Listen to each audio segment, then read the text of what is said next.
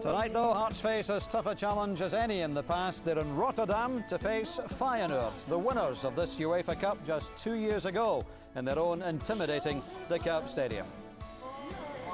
It's the first of the new group stage matches in the UEFA Cup, and it's live in just a couple of minutes. It's Feyenoord against Hearts. Yes, we're looking forward to this one. Delighted to say my studio guests include the man you've just seen scoring one of his trademark pile drivers into the top corner, John Robertson, and of course Gordon Smith. Robert, there have been so many tough matches over the years, but this is as tough as any for the Hearts, I think, isn't it? Yeah, I think it's spot on. I mean, the group itself has pitted Hearts against some of the top teams in their own domestic leagues. Feyenoord currently top of theirs, so yep, that'll be very, very tough for them. But one thing for sure, Craig will send out a team there that's going to compete right to the end. But they're without Mark de Vries, Gordon, and that's a big blow, isn't it? I don't think there's any question of that. He's been a major player for Hearts since he went there, and you only need to look at the away leg in Braga to realise how important he is and how important his loss will be to Hearts. But let's hope they can cope without him. Absolutely, our fingers are crossed. As always, we'd like to hear from you, of course, so if you'd like to email us or text us on tonight's match. Rangers, of course, also in action in the UEFA Cup in Poland, or indeed last night's match in the Ukraine, then get in touch with us by email or text. But let's get straight to Rotterdam, the De Kuip Stadium then. It's Feyenoord against Hearts. Our commentary team, Derek White, and firstly, Paul Mitchell. And a very good evening from the De Kuip Stadium, the stadium known as the Tub due to its design, located in the Feyenoord district in the south side of Rotterdam, and there's a fatal crowd inside it this evening. The teams come out, and Hearts, well, they couldn't have picked a better venue to start the UEFA Cup group stage campaign, and a stadium that's hosted 10 European finals in its illustrious history. It's 17 years to the day since Feyenoord played Scottish opposition in the shape of Aberdeen, and the Scottish side triumphed that day by 2-1. Goals from Willie Faulkner and Joe Miller, and how those Hearts fans who've come in their numbers here to Rotterdam would appreciate a night like that. There you see the Feyenoord side, just one change from the side from the weekend. They beat Roda. Zyverlon is the surprise inclusion ahead of Chung Song, the Korean international. He comes in at right back for his first ever European match, and that has raised some eyebrows around the media of Feyenoord. Hearts have to make some changes as well. We already know there is no Mark de Vries, but there's no Phil Stamp either, and that's certainly a blow. From the weekend, Stamp, Stewart and Weir are out. In come McFarlane, Hamill and McKenna, and Derek White alongside me. It's a big night for Hearts, it's a big night for Kevin McKenna. He's not played a lot this season, Kevin McKenna, but in his 100th start for Hearts, he's been asked to play a big role. Yeah, very much so, and I think it's a difficult job for him tonight up there on his own, and it's worked well in the past for Craig Levine's side. Obviously a huge blow to them tonight. They've lost Mark de Vries and also Philip Stamp, two main players on the side. I feel Stampy's a big miss for them tonight. But hopefully they'll be, as I know, Craig Levine's sides will be organised, and you know, they'll be competitive as ever. It'll be a really extremely difficult match for them tonight. So the fans, plenty of them, have come in the numbers. Been a little bit of trouble in Rotterdam throughout the afternoon, but the Hearts fans have arrived here safely, as we see our referee, and then Ruud Gullit, who was on sparkling form at the press conference yesterday, said all the right things. Feyenoord are the team of his heart, and this is where he wants to be as he tries to find success again for Feyenoord, one of the top three clubs obviously in Holland, but their last league title came in 1999. Stephen Presley too, in the press conference, was on good form. He's genuinely excited about playing here this evening, and he's up against Kuyt, Dirk Kuyt, the Dutch international, and he's a young man with a very bright future. Yeah, very much so. This guy, Dirk Kuyt, I'm really looking forward to seeing him and Kalou up front together, Paul. I think he's two exciting young players. I mean, Dirk Kuyt's got 20 goals in 34 league games last season for Feyenoord, and he's got 51 goals in 160 games I'm reading here in front of me, and he's a top player, a Dutch international. Of course, the team's full of Dutch internationals and various other countries, and they're a real quality side, a young side as well, I must add. 7 internationalists in the starting lineup. There's Craig Gordon. Well, he was superb in Bordeaux.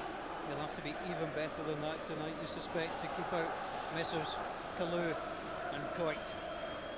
So 7 internationals in the Feyenoord side, 3 Dutchmen, South Korea, Japan, Belgium, Tunisia, all represented in the squad. Hungary, the goalkeeper, and Tommy Poulsen, the referee. You may recognise him. He refereed Scotland against Estonia earlier in the year. Presley, Webster and Gordon all played in that match. Saidi, the central defender, plays a long one forward.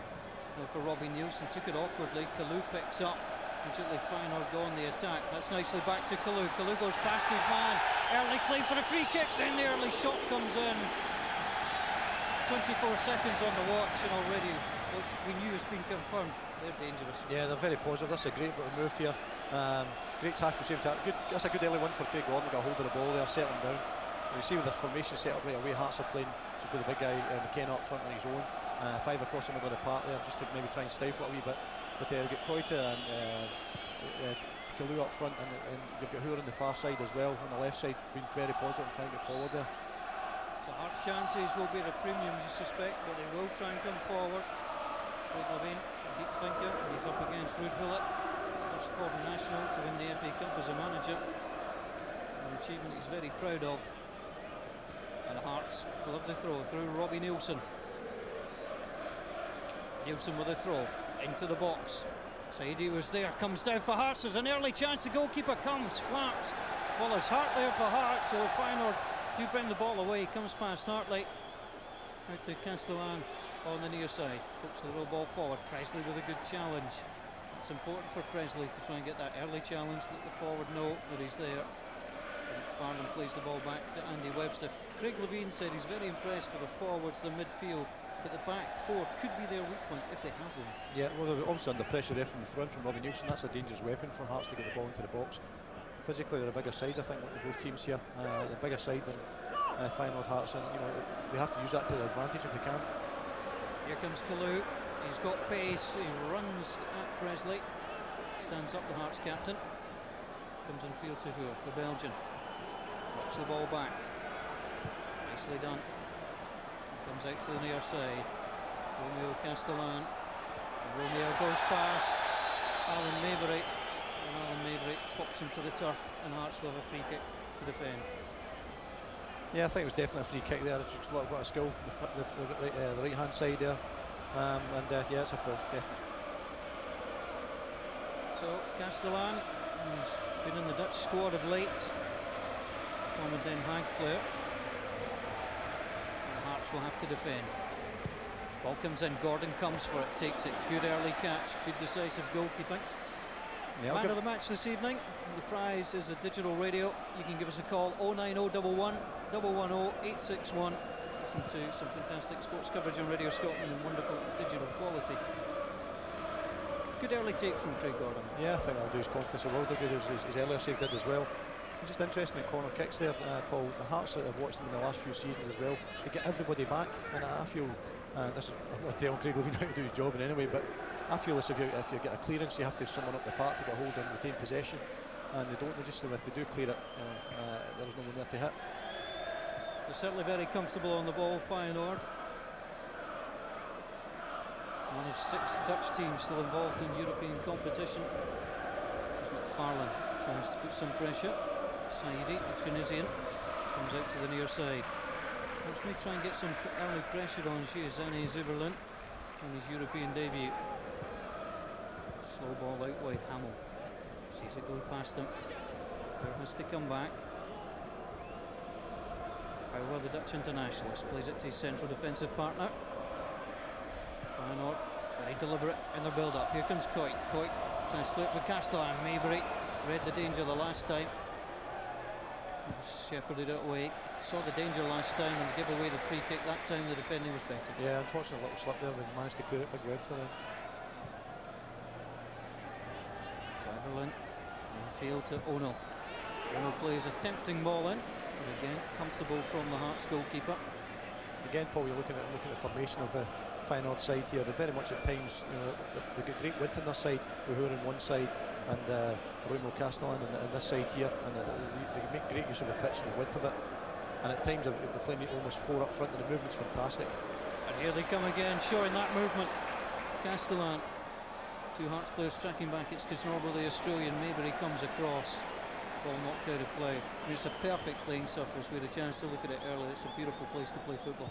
Magnificent. What a setting for a football match. The atmosphere is great when you come out as well, and you know, they use it for cup finals and internationals as well. It's a fantastic set. Ball gets played forward. And here come Hearts from the midfield. Driven forward by Hamill. Again, I can't get there. Supporting is Paul Hartley.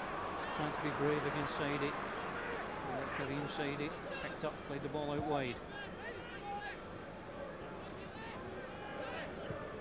Feyenoord again, just trying to build slowly, using that width. Stepping in there was McFarlane. Ball gets knocked back, nicely done. 5.5 minutes gone. We're scoring here in the De Kuip Stadium. Stephen Presley, long ball forward, but again Hearts don't link up with the midfield. Castellan. McAllister comes back to help, but he's dropped off Ono. Ono with the ball in the box, the flag goes up. And that's a relief for all concerned. But Hearts stepping up very quickly. Yeah, they obviously organised that and worked that in training, that one. It's an excellent line there. Yeah, he's definitely offside. It's an excellent line, marshalled well by Stephen Presley. He's excellent at getting the boys out to come out the edge of the box. It's an offside trap in a way, but it gives the keeper a wee opportunity as well, a bit of room to come and take the ball at times. But you can see just again, that's what I love about the Dutch football, the movement they've got, and they're interchanging positions all the time, and it's extremely difficult to mark against that. Well, Ruud Gullit was talking about the type of football he wanted to play. He expects good football from his side. He says, don't talk about sexy football anymore. He just wants good passing. And that's what he's been getting from his side. Currently second in the Dutch league. He opened the campaign 6-1 and 4-0. Barely drawn breath since. Continued to second, although they did lose 3-0 to Utrecht here in the worst match of the season. And Hearts will look to try and put some pressure on and see if they can ask a few questions. Well, as you mentioned, it is a relatively inexperienced side in terms of age, although they are packed with internationals. That's right, they're young players, but they've got a lot of new players as well, so maybe the time to, time for them to settle in as well. But quality players they've got, haven't they? And it's a joy to watch at times. So Ono plays the ball wide. Comes back across to Ono, who got the goal in the last round when they played against Odd in Norway. A 1-0 win. They then finished off the tie with a 4-1 victory here. And 10 of the 11 who started that night. Ono flicks the ball on. Castellan, danger here for Hearts. The fans rise just below us. Ball back to Ono. Wants to get it on the right foot again. Castellan weighs up the cross. Gordon has to stay that time. Mera comes in and Craig Gordon comes to take. He's got good height from Presley and Webster, and also coming in from the back, from the right side was Nielsen. Yeah, that was good play there. Defensively, they have got height and strength there, Hearts as well, but I'd like to use it in a positive sense when they're going forward as well, when we've set pieces, and they're a threat, as we've seen earlier on, from the long throw. But whether we got up the park much in this game is debatable as well. It's a tough night for Kevin McKenna. Being asked to patrol the front line, Kevin McKenna. And this is his first start of the season. Kalu. Runs out of play. Top goal scorer in the Dutch league so far, 10 goals. Overall 9 in the league.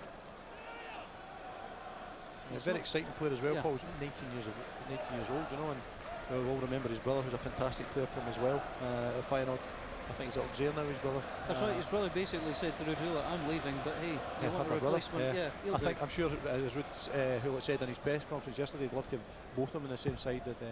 That'd be very exciting. Hearts had a recommendation from a brother once, unfortunately it was Hussein Muzamik's brother. It's a blast from the past. Hussein Muzamik, who scored a winning goal against Hibs, and I think that was the only thing he did in a maroon jersey. 9 minutes gone, no goals. We've seen plenty of passing from Feyenoord. Craig Levine be relatively happy though. I think so. I think it's they've had a shot early on. Craig Gordon's dealt with Edmonds coming into the box in the air. And I think very much that's what the game will be like this. They're well organised. Peter Houston and Craig have got them well organised, but we've just got to watch at times the movement and the runs from the middle of the park from the Feyenoord players have to be matched, because they're very good at springing forward. That's the land. Needs to hug the touchline. He's not afraid to take on both Hearts players. And Mabry goes in. He's not at all pleased with Anders Hermansson, the near side assistant referee, but the throw goes against Alan Mabry. Strong play by Kalu. Boshart's really been in the game, plays the ball out wide. That's a good tackle from Robbie Nielsen. That's a good welcome to the game to Bruno Basto. And Robbie Nielsen is not going to hold back. He's played against him before. Basto, a new signing from Bordeaux, played against Hearts last year. Yeah, that's a magnificent tackle, wasn't it? Just timing right. Scottish punters like one of them, don't they? At times they cheer for a tackle like that. There's a bit of skill, they'd have somebody a lunging tackle. That was a great tackle, well timed. Robbie Nielsen goes in, and a little less well timed on that occasion. He'll drop back. He was man of the match against Bordeaux, if memory serves me correctly. A terrific night, Robbie Nielsen.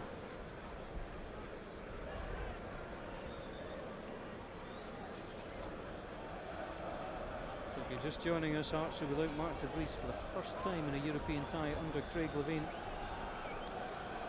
Kevin McKenna playing up front, but Hearts have to worry about the defensive side of the organisation. Ball gets played across, McKenna back defending, breaks, so that's a good charge down by Kisnorble. Paul Hartley goes in, but again Hearts have nobody up the field, so Feyenoord can ping the ball back in. Presley, Hoyt, will he leave it? Yes, he will. And that's the danger you spoke about. If they don't leave somebody up, the second ball is always going to Feyenoord. Yeah, that's what they've done it again there. I know they've done that the last few seasons under Craig, and I just feel there's no target to hit there. Short corner, Hearts need a second man out. McFarlane comes out, they both sold the dummy. The measured cross should have been better than it was. Hearts now hammering out. Webster, oh, he wasn't sure. There's a chance. That came from Patrick Bauer, the Dutch internationalist, and it took a deflection on the way to Feyenoord of the second corner of the match. Yeah, it was an excellent block there, just caught under Webster's feet, and Big Elvis just throwing himself in front of it. And it had an earlier one with Kisnorbo as well. You're going to have that tonight. If you're going to get a result and a clean sheet away from home especially, you've got to throw yourself in front of things, and that was excellent defending. So again, the angle of the corner's changed. The block though. Oh no. That's the player's name, not the worry in their voice. Is coming forward. Again, they knock it forward quickly. They try and get it out wide. And again, Feyenoord will come. Yeah, it's a bit of sustained pressure now, isn't it? It's been a wee while since Hearts have been up the pitch. But I say that's not surprising. They've actually done it now. They've got McKenna pushed up front for the target now. It's a wise move by Craig Levein as Feyenoord with another throw. Coit just has a little look over at the Hearts fans if say, what are you complaining about? And backheeled it off them. Well, Hearts fans, well, they were singing before the game. They've not had too much to shout about so far. Their side on the defensive. Sutherland knocks the ball back. Shinji Ono. Boschart again. There's space on the flank. No Basto. Goes it across. A little head flick on. And that time it'll be a goal kick. And the Hearts fans cheer. And a chance to relieve some of the pressure. That was a good spell from Feyenoord. Yeah, they've been putting Hearts under pressure, but nothing too major, I don't think, at times. There's a man there, Ruud Gullit, who was excellent in his press conference yesterday, wasn't he? Just one experience to see the guy in action. Lacks a wee bit of confidence, of course, but he does. You can be like that, I think, if you're the World Player of the Year, the European Player of the Year at one time. So. Did you have a word with him? Well, to be a bit more outgoing? No, I was a bit embarrassed when you were getting his autograph, Paul. That was the only thing. It's here beside me on my team sheet. It's not often you get to speak to the chap who's lifted the European Championship, etc. Yeah. Nice guy, but we hope on this occasion nice guys don't win. It's Hearts. Hold on again, being pinned back. Kalu sees the ball go past him. Saidi comes across. A ripple of applause as the ball comes out to Castellan. Castellan now forward. Maybury with a good challenge. Hartley picks up. Oh, Hartley nowhere to go. The pitch was being heavily watered before the game, and Hartley does well. Play the ball on. Hamill with a pass. McAllister. Well, that looked out to me. And the ball allowed to play on. McAllister just looked a little bit slow to take that. No, I think the weight of the pass was wrong from Hamill in the first place. I think it was should have been played into Jamie's pass so he could take a touch to cross. And well, we thought it was out initially, but Jamie had a poor cross into the box anyway after it. Hoyt hassled out of the ball. McFarlane passes to the near side. Forward by Maybury. To McKenna. That really is a tough role up there, especially for somebody who's coming back off injury. Yeah, very much so. If you've not played for so long, to go and play in a role up there on your own, try to close down and hold the ball up, it's an extremely difficult task, and especially trying to play smart defence, because he again, I'll say, he's a huge loss tonight for him. 15 minutes gone in the De Kuip Stadium. 0-0. That's an inviting one for Hearts to try and take. McAllister from Maybury. Plenty of Hearts players wanting the ball. That's a positive sign. There's Australian Kisnorbo. Plays it across. Ball forward. Not particularly good one. And again through to Kisnorbo. Kisnorbo seems to be the sitting midfield player. I wondered if McFarlane would play that role. Yeah, Kisnorbo's just sitting in front of the back boys there, protecting, and obviously knocking it long to McKenna, with Hartley and Jamie McAllister trying to support. Here comes Coit, plays the ball in. Webster knocks it on. Alan Maybury plays it off the corner flag. Good play, worth the effort. Yeah, Dirk Coit looks the part, doesn't he? Yeah. Just his size, his build, he's got a great centre of balance there, and nice touch on the ball, and obviously a top player. 7 goals for his club, scored against Rhoda at the weekend, a 2-0 win. And there's a little flash off the ball there. And Paul Hartley, who's had 2 yellow cards in this competition, if he receives a third, he'll be suspended for the next match. Followed by number 5. That's Bushart. Comes back out again. Struggling to get the ball away. McAllister has to slide in. Little touch back. And Maybury doesn't get the height on it either. Hearts contributing to their own problems. As Swiverlund plays the ball back. Still goes on the overlap. It's missed though. Kisnorbo to step forward. Ambitious ball, and it was read all the way. Swiverlund comes forward. There's an awful lot of misplaced passes going on. Expect a bit more quality from there in the final third, wouldn't you? Yeah. Hearts low ball to McKenna that time, but again the Canadian can't link up. Presley high. Sandwich there on the Canadian. Feyenoord again have it. There's a good player on the far side. Decent crowd inside the Syndicate. Holds 51,000. There was 27,000 tickets sold. It certainly looks like 40,000 plus inside the ground tonight. I think there's an away side, Paul, as well. They keep the fans quiet at the moment, and that's a good sign. The longer you can do that, frustrate them, and maybe the Feyenoord fans will start to win the players back a wee bit, want them to go forward and get goals. But I have to say they're a wee bit more patient in Holland than they are in Scotland in terms of the ball getting played along the back. In Scotland, they want to get forward quickly, but they're keeping quiet at the moment, which is good. Ball gets played back to Babos. Behind him is the fanatical Feyenoord fans. Craig Gordon has that joy to look forward to in the second half. Very little in terms of action so far. As Feyenoord look to build. There's Castellan again having a little go at Maybury. Alistair's back to help him. The ball forward for Coit. Again, well timed by Andy Webster. Kevin McKenna is complaining about the service. Very much. So he's got to drop it into his chest or into his feet or into his thigh there, because the ball up there like that's no use to him. It's very difficult because the service has got to be better. Even if he wins it, Derek, he's not going to flick it to anybody. No, he's got to hold it in, so up in that air, up there, it's no use to him at all. It's good at the moment, the way that obviously Castellan's they're using their width well. They get the ball out to 28 Castellan quite a lot. But I like the way that Maybury and McAllister doubling up, make it very difficult for him. Crowd in his area, and he's not getting any joy at the moment. On to Ono. Comes back to him. Good sliding challenge from Presley. No, has the ball again. The shot comes in. And Craig Gordon will be happy to see them pop to his goal. That was a respect to Ono, a guy who's played in all the World Cup games for Japan in 2002 there. So another quality player. You expect him to maybe hit for the target for there, but Hearts will be happy with that. As long as they keep doing that all night.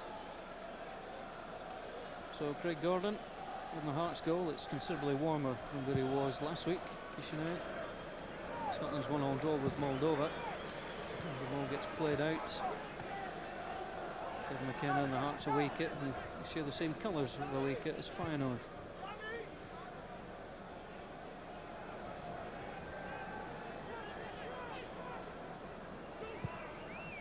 Power plays it forward. There's a breakthrough. There's danger here. Craig Gordon goes wide. The clearance off the line was important. Bushart got free. It was a terrific run, but Hearts' goal stays intact after 20 minutes. Yeah, very fortunate here. Good defending, but Nielsen just a wee trip there. Big Webster on the line, thankfully. That was a real danger. That was a real opportunity for Feyenoord there. And Hearts are very fortunate there. I was about to say they're very slow in their play forward, and then they just move it forward so quickly as the ball comes across. Hearts have to defend that. McKenna, it was a poor header. There's a clear push in the box, not spotted by the referee. And it comes out wide, although not quite the ball was anticipated. Boschart, who may well have opened the scoring, plays it wide. Cross comes in on the near side. Aouar.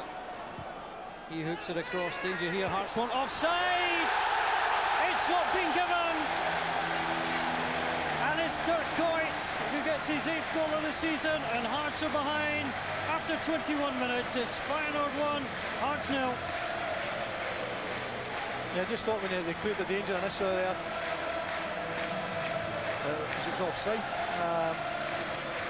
Yeah, definitely offside for the cross. Now Dirk Kuyt gets the header in the back stick, but it's an offside position. Surely he's interfering with play there. He's offside by a mile. He is offside by an absolute mile. But it's been given. Well, Craig Gordon just looking behind him. Well, you need a touch of luck when you go away from home, playing a side that are supposedly better than you, but Andrews Hermansen, I don't think it's helped Hearts' cause. Not at all. I thought it was a definite offside. The problem is now, how do Hearts change it now? Do they go and do they put another one up front with McKenna, or do they remain the same and be patient and try and keep the score down? How do they approach this one? It's a question for Craig Levein in this side now. It's disappointing to lose a goal, to lose one in that fashion. Makes it all the harder to take for the Hearts fans and the Hearts players. That's because Norbo sees the ball come across. I mean, credit to the striker, it was a decent header. He put it across the goalkeeper. He did everything that he was supposed to do, but he had a lot of space to do it. Yeah, it was a great finish from the header, but again, most mistakes are offside, and that's a cruel goal. And away from home, when you're trying to keep things tight and you don't get a decision like that, that's incredible. Maybury plays the ball back. It's now going to be hard for Hearts here in Rotterdam.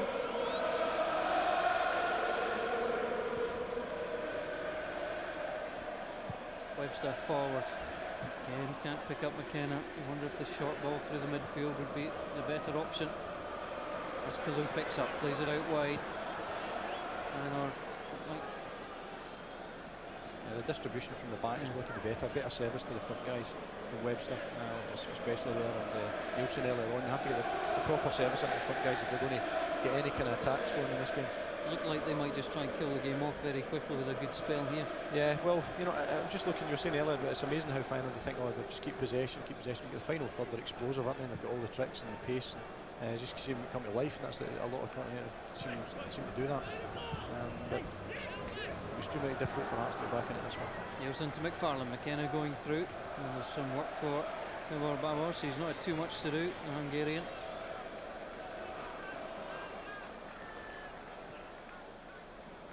Paula plays it forward and gets it back from it. Utrecht player.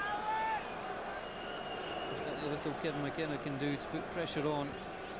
There's Saidi, plays it forward.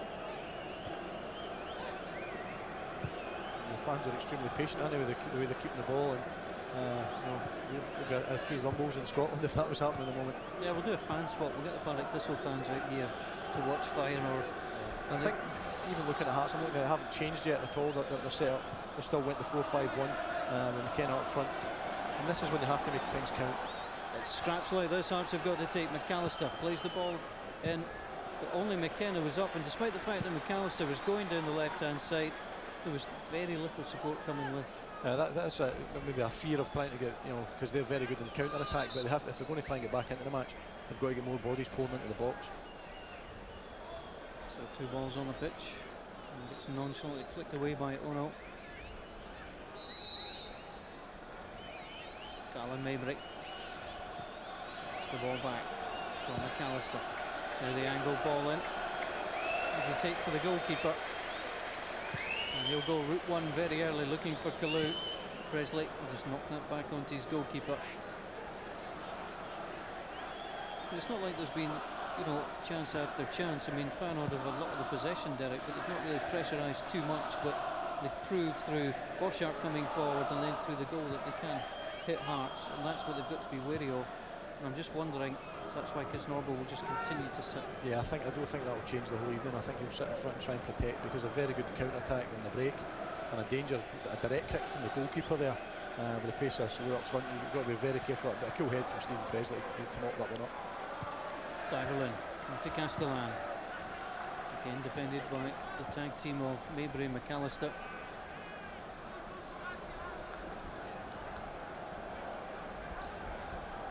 Fowler knows there's a runner outside him. Again, Mabry tries to make life hard for Castellan. It's a decent ball forward though. Coit holds it well. And Hearts, it's almost 2-on-1 the whole time, just to try and deny the space. Yeah, they've got to double up players of that quality. But again, you look through their side, 7 out last, as you say, and 1-0 down to them. I don't think it's not the start that we'd have liked, but Craig's side look well organised at the moment. Ono plays it forward. Nielsen tries to stay with his man, comes back to Ono. He's shot from distance once, he tries it again. Much closer that time. He certainly hit with power. Yeah, it was good play, just get a good touch out from his left foot there. A decent strike, didn't get quite over it as the way he'd liked. The technique's excellent, plenty of pace on it, and you expect him again, you expect a guy like him with his ability to hit target from there. 12 league goals in 83 league matches for the Rotterdam club. Senior club in Rotterdam, if you like. There's also Excelsior and Sparta. This is the big ticket in Rotterdam.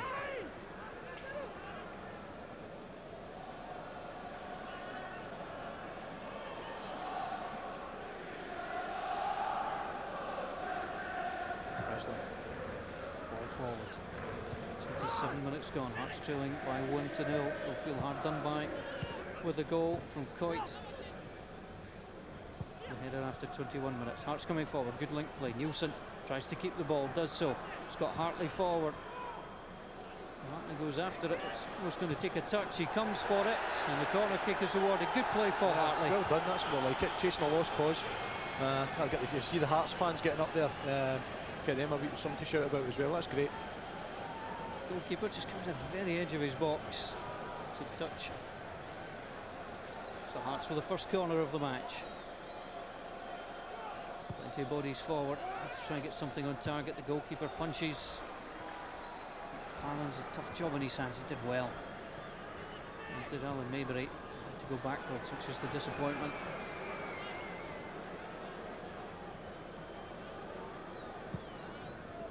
Left foot from Craig Gordon. Webster has stayed forward. McAllister slips. That allows Coit time to bring the ball. I thought he could have brought it under control. Zyverlin. Shrugged away by Ono. That's a lovely touch, but it was read by Mabry. And the deck by McAllister that time.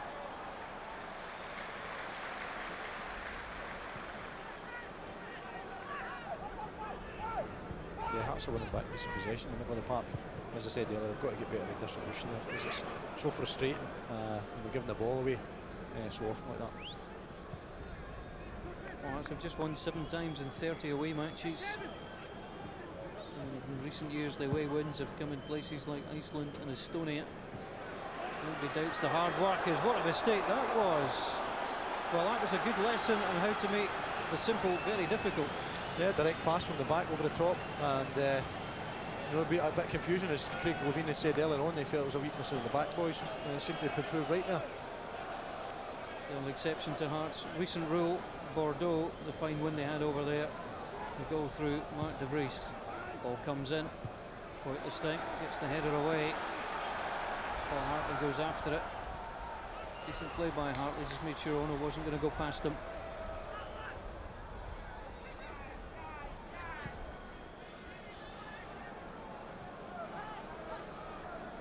The young lad started well. Zyverlin, he's looked comfortable in the right back position. Very much so. He's only 17 years old. What a game to step into. But they said, speaking to one of the Feyenoord officials at the side before the game, he was saying that they've got high hopes for the boy coming through. And he hasn't looked out of place tonight at all. Feyenoord won a free kick. A little tug looked like Webster.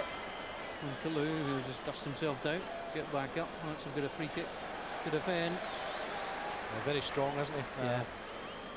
I don't think he had a choice in the matter there, Webster. I think he had to pull him down. And as a case, he's received a booking for it as well. So Andy Webster goes in the book. That's his first booking of the competition. It's Paul Hartner that's the worry. He's got 2 yellow cards.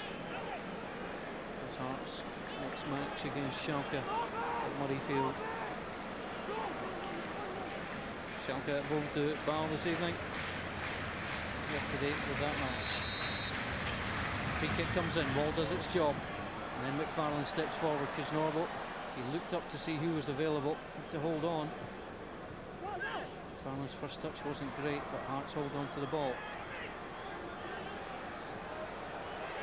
31 minutes gone, Hearts being penned in here. Nielsen tries to take on Coit, and Hearts do get the free kick. Yeah, I think it was, Paul. I think it was a free kick there, and takes the pressure off for a couple of minutes and lets them get reorganised, get their shape again, and get a wee breather, to be honest, because they've been under pressure. If you want to try and guess who the man of the match is going to be and win a digital radio, if you can agree with Derek White at the end of the match, call us on 09011 110 861. The man of the match.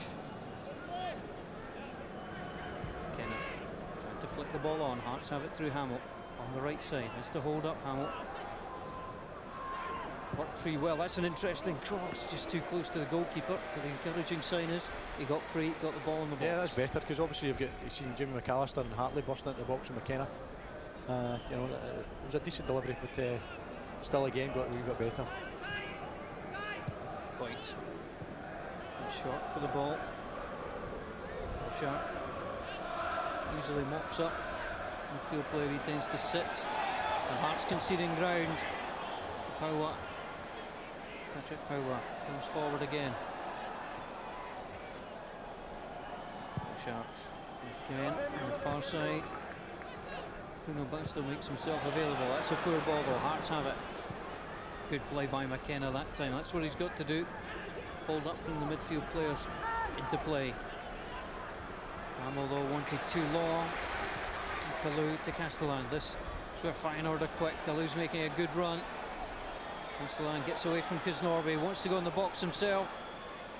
Plenty of Hearts players there though. Again, very quick to move into the danger zone. Yeah, and they crowded out well. It was good play. Get round about him, put him under pressure. I'm really surprised as the crowd not been really behind them as much as I thought. And this must be relatively happy. Yeah, I think that they're comfortable at the moment. The Hearts aren't really causing a threat. Having said that, I think Craig will be we're fairly happy away from home 1-0, but obviously they would like to. I don't think it's a goal anyway, but I think they're disappointed by that. His organisation, his team's pretty good at the moment. Away from home, I think you just keep them disciplined and try and get maybe later on in the game and try and get forward and get a goal. Another wild swipe from the Feyenoord defence. Hearts do need to try and apply a bit more pressure in this one-off match. It's the format for the UEFA Cup. 4 matches, 2 home, 2 away. 5 teams in the group. 3 go through. As a lovely touch gets played through. Quite here goes in on Craig Gordon. It could have been 2-0, and thankfully for Hearts it's not. Coit coming through, pulled it across. The credit to the goalkeeper, trying to hold his angle, but that flick was devastating. Great little flick into his path. Incredible. He just came right across it and tried to put it in the far side of the net there. Even good guys, good players like him can miss chances like that. Just shows he's human. What a flick by Kalou though. I mean, great awareness, wasn't it? Just to slide him in there and that wee touch on the ball. I think that froze at least 2 Hearts players. You couldn't blame them for it. They got away with it. So Nielsen plays the ball forward. Again, it's long. And Bambos having a fairly easy evening so far. Just over 10 minutes to half time. Hearts trailing by 1-0. 21st minute goal by Coit. Arguably, it should have been 2. Castellan moves the ball back. Sutherland. Oh no. Driving forward, Power plays it in. Oh, the offside flag goes up. He does have a flag with him, Derek. Extremely late as well. Again, you see the with the noise of the Hearts fans there, displeasure, because it was very late with the flag going up. That was close too. Yep. Now, Craig, I'm wondering what Craig Levein will be thinking about at the moment. Will he be thinking, should I go 4-4-2 and match up against them, or should I stay the way I am just now, just with McKenna up front and he's on the 4-5-1? And I think he'll be more inclined just to stick it the way it is at the moment. With respect to Hearts playing against a quality side like this, I think if they've matched up 4-4-2 against them, Paul, I think they have got better players, and I think he knows that. So what do you do, Derek? Do you just leave it to what, the last 15? If it stays the same, last 15 minutes? I think so. Without being kamikaze or crazy, I think you can maybe, you know, afford to let somebody go further forward. Maybe Hartley or McAllister getting further forward at times later on in the match. But at the moment, at 1-0, they've still got to get a wee opportunity here or there. I'm sure they will, Hearts, especially from set pieces where they're very dangerous, throw-ins, corners and stuff. Hopefully they can get in that way and get a go from that area of the pitch. Free kick, simple push by the youngster, part of the A squad, Gianni Zyberlin. Just pushes McAllister to the deck. McKenna again trying to get in a position to bring the ball on his chest rather than his head. Not breaking Hearts' way. Nielsen goes in, puts pressure on. That's good play again, Robbie Nielsen. He came up to support McFarlane, try to put pressure on, trying to make something happen. Yeah, he's the decent half. So good tackles and try to get forward as much as he can. But Craig again will try to be rigid at the back and try not to get too forward too often, because we're always wary of them in the counter attack.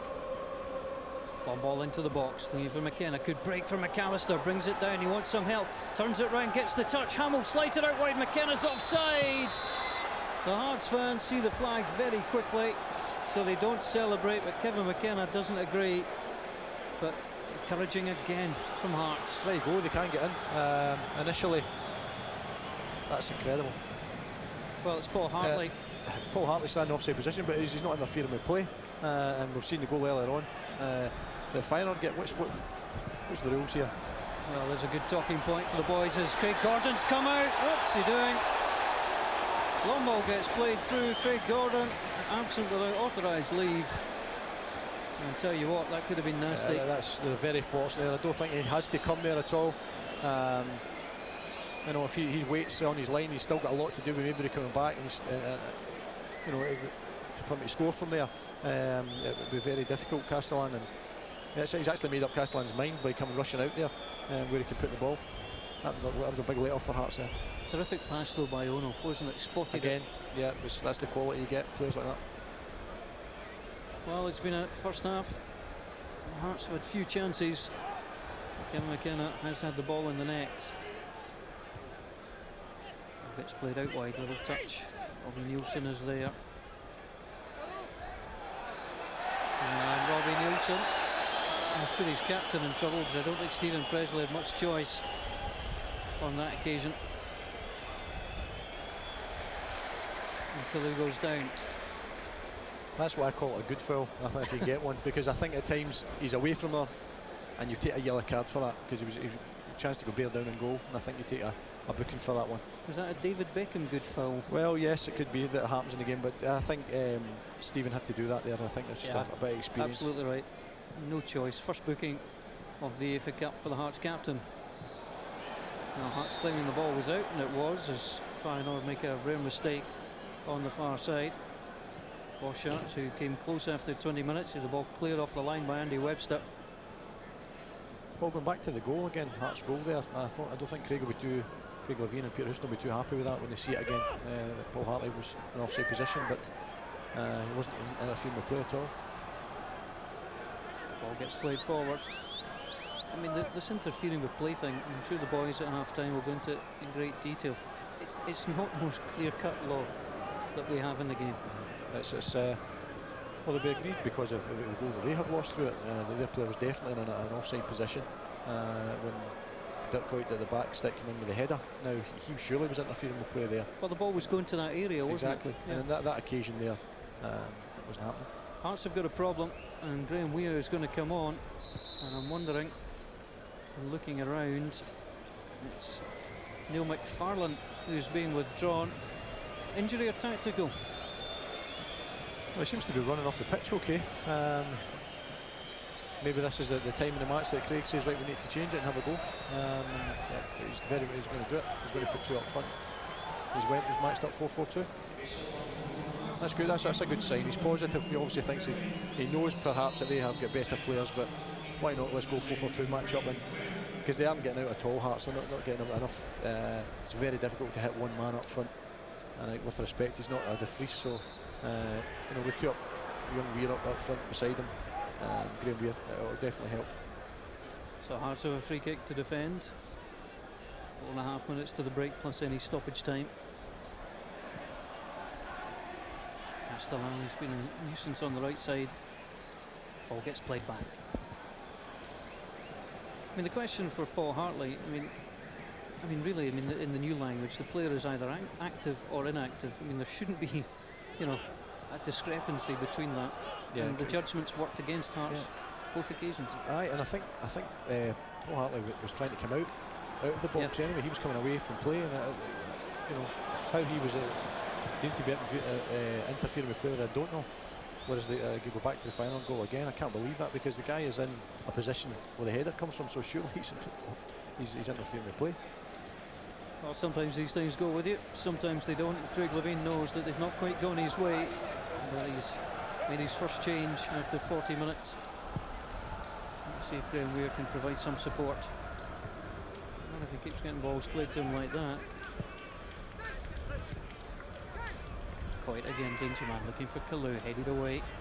Oh no, there's a little bit of time. Knock the ball back.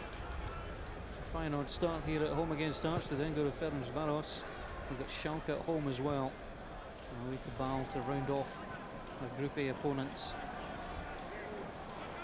They will progress, I think there's little doubt about that. It's a question of in which position as Hearts play the ball forward again. Can't get there, but the second ball breaks Hearts' way. And Hartley didn't play very well. Graham Weir's offside. Take him a couple of minutes just to get into the match. It's difficult for a sub to come on and get into the pace of the match. We should have really look along the line there if he can. The big defender, Saidi, just stepped up. Good experience from him just to play him offside. Forward, sliding challenge. Hartley comes in there. Here comes Kisnorble. Back to Hartley again. Maybury.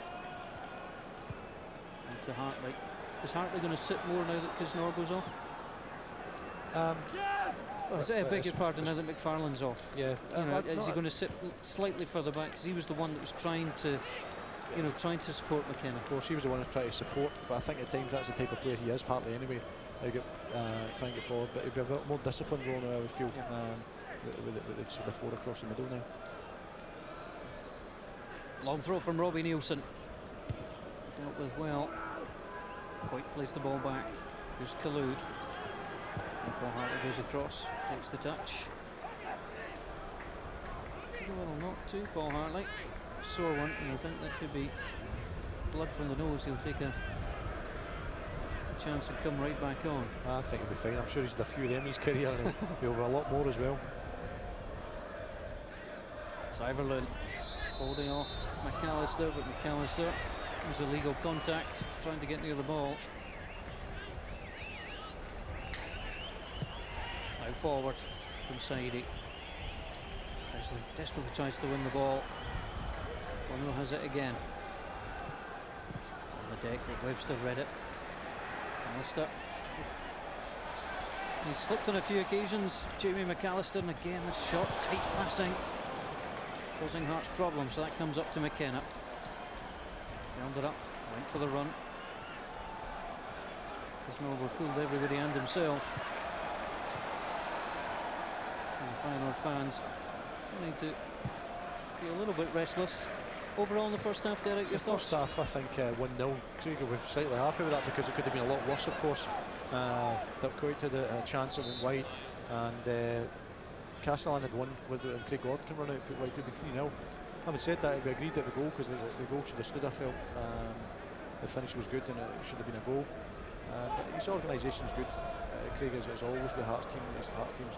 But now I think it's great they're going positive, like 4-4-2, 2 up front, because they weren't getting out enough, in my opinion. They wouldn't get the ball. It was difficult just to hit one guy, McKenna on his own up there. And with Graham Weir on there, so that'll help. A double target, then you can go and try and get forward from there. Here come Hearts. Robbie Nielsen. Can Hearts make something happen in the closing minute? Ball played across. And now wide. Well, good news for Rangers. They are ahead by 1-0. 11th rounds after 17 minutes. The Rangers ahead in Poland against the side second in the Polish league. We've got 1 minute of additional time to play here. That's Hearts who trail the home side by 1-0 in the city of Rotterdam, best described as a bad architect's playground. Ball played out wide. Hearts can't get anywhere. Not my favourite place, you might Gallagher. Yeah, it's a very industrial, as you say. We were out last night, haven't we? And there's a few sites, Gregor and I, and a few of the boys. It was meeting a few Hearts fans who were having a good time. Yeah, there was fun to be had in Rotterdam last night. As Hearts fans hope there'll be some fun to be had in the next 45 minutes. The second half gets underway. As Ono looks to come forward. Webster has to watch as Mabry gets sucked in there. And McAllister drops behind the full-back. Well, the half-time whistle goes. It's a story of 2 offside goals, 1 allowed for Feyenoord, 1 not allowed by Hearts. The goal scorer is Coit, scored after 21 minutes, and the half-time scoreline from the De Kuip Stadium in Rotterdam. It's Feyenoord 1, Midlothian 0. And plenty for us to talk about, and may well hinge on refereeing decisions once again. But overall, Gordon, what would your impression be of the first 45 minutes? Well, we're obviously going to talk about decisions, which were pretty shocking in my opinion. I think overall, Feyenoord are the better team. You'd expect that. They're at home. They're a good side. They're going well just now, second top of the Dutch league. So it was going to be a hard game for Hearts. They didn't have De Vries. They went for a 4-5-1 system, and it was difficult for them to get out at times. They were under a lot of pressure. Defended pretty well at times. But it's been a tough first half. But as I say, those kind of decisions can turn games around. Although, having said that, overall, Feyenoord have been the better team. I thought you would argue with that. Having said that, it would appear just towards the end of the half, John, that Craig's changed it to a 4-4-2. This is not home and away. It's not a two-legged thing. You may as well go out there and try and get something from the game. Yeah, I think it's right. It's a very positive move by Craig. You know, he's obviously went for the containing game, and it didn't work great first half, as we've seen. Away well, Hearts possibly didn't keep possessions as much as Craig would like, but he saw that. He's fixed it very quickly. Even before half-time, he's not waited. He could have waited to the interval, but he's put Graham Weir on. And now Hearts have the option. Not only do they have the long ball to McKenna, but he can flick it on, and Graham Weir's very, very quick, very busy. There's a chance he can get on the end of it. All right, let's look back then over the highlights of this first 45 minutes, and sadly it's controversial refereeing, or indeed, to be absolutely accurate, assistant referees' decisions, and there were at least 2 of them, probably 3 of them, Gordon, weren't there? This is the first of them. This is the first one. I mean, I've listened to Dominic Vickers. He's told us about the new regulations, and you know, there's inactive and inactive in the whole thing, but this one is the traditional one that's wrong. It's just the fact is the linesman, assistant referee, whatever you want to call him, just gets it wrong. I mean, there's a player coming out there. You can see that the player who's nearest us there is inactive, so that maybe should have stood. This was again the question of inactive play. This is clearly offside. The Hearts defenders appeal for it. We see it again. There's no argument, John, that the offender Ono is active. Surely it's an absolute disgrace. Not only is he active, but he stops. As it goes on here, he actually challenges Robbie Nielsen, who's got a chance to clear it there. That can't be anything else but offside. It's a disgraceful decision. The first one was tight, but this one is just, you know, there's no logic to it at all. It doesn't matter, you know, the referee's Danish.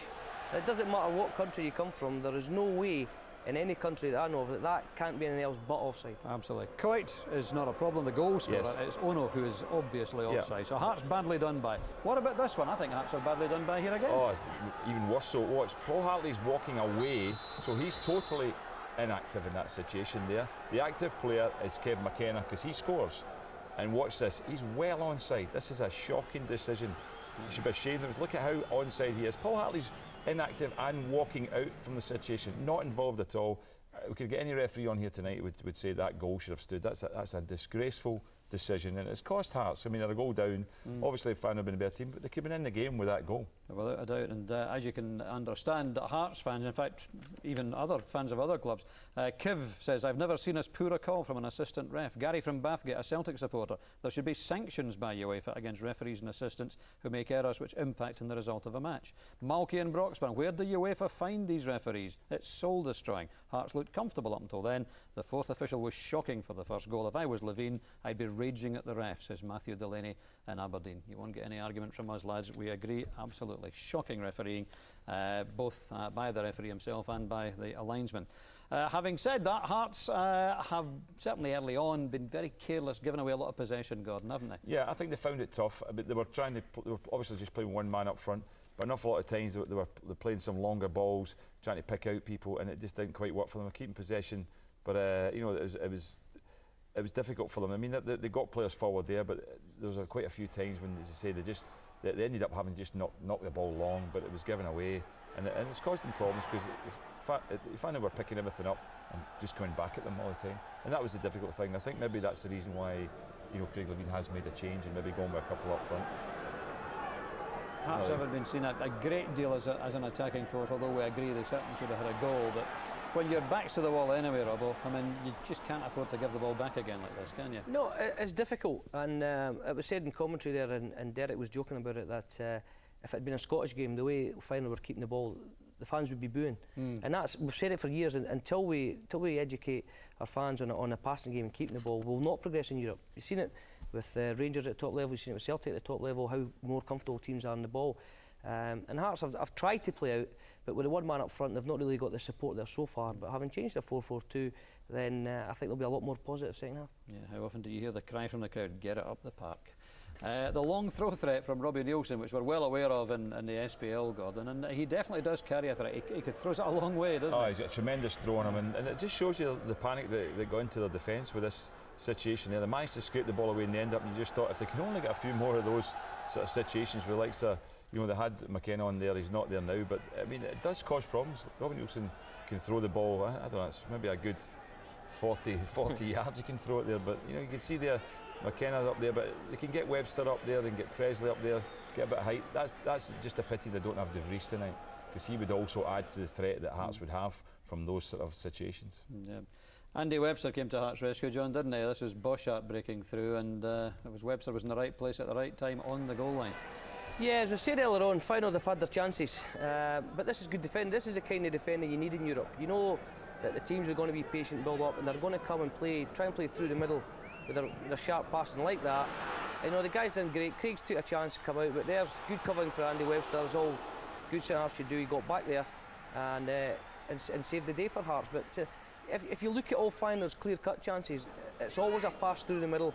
It's a little touch, and it's midfield runners, and the Coot running through the middle when he missed a chance earlier on as well. So, you know, I think that's where Craig was trying to sandwich everybody in the middle and stop them playing these little passes through the middle. Unfortunately, now the goal's gone in, they have to change it slightly. They do have great skill, and there's players there that you can't help but be impressed by. Castellan's terrific. Ono, who played for Japan in the World Cup's terrific. And the K Club up front, Coit and Kalu, they're exceptional guys. This is the same as the other chances. It comes from a flick on and great third man running. Great coaching tip for any kids there. The ball's played into one striker and the other striker's on his way, and it's a little flick in behind the defence, and he stays onside. What's a great touch here, and he's in. He should have scored here, really. I mean, that's what I'm saying, that although Hearts have been hard done to with the decisions have been made against them, you know, that's been a couple of chances. In one occasion, it's Webster saved him, but in the second there, that's a bad finish. Yeah, they have real quality. This lad, Dirk Kuyt, he's 24 now, John. 20 goals in his last 34 league games. He's already got a couple of caps for Holland. He looks the business, doesn't he? Yeah, I think most other countries he's probably playing for the national team by now, but when you look at the embarrassment of strikers that Holland have, you know, in their ranks, I mean, it's incredible. Like Sir Rijkaard can't get a game. That's all, but he's a young lad and he's scoring goals, and he's missed a couple of chances tonight. You know, that's we felt it was a little bit of a let-off for Hearts, and they had one more later on when Craig Gordon came out. But Feyenoord have the chances, but you expect that. But again, you know, the Hearts have done okay. I'm sure Craig, as I say, he'll be not happy to be 1-0 down, but I'm sure he'll have a real go this second half. Yes, it could have been worse, but clearly the refereeing decisions will be dominating the conversation. Let's take a look at the latest scores around Europe in the UEFA Cup in the sections which affect the British clubs. Feyenoord 1-0 up, as we know. Schalke and or Basel, as we have to call them, is still goalless. In Group D, Panionios and Newcastle United goalless. Sochaux have beaten Dinamo Tbilisi in Georgia by 2-0.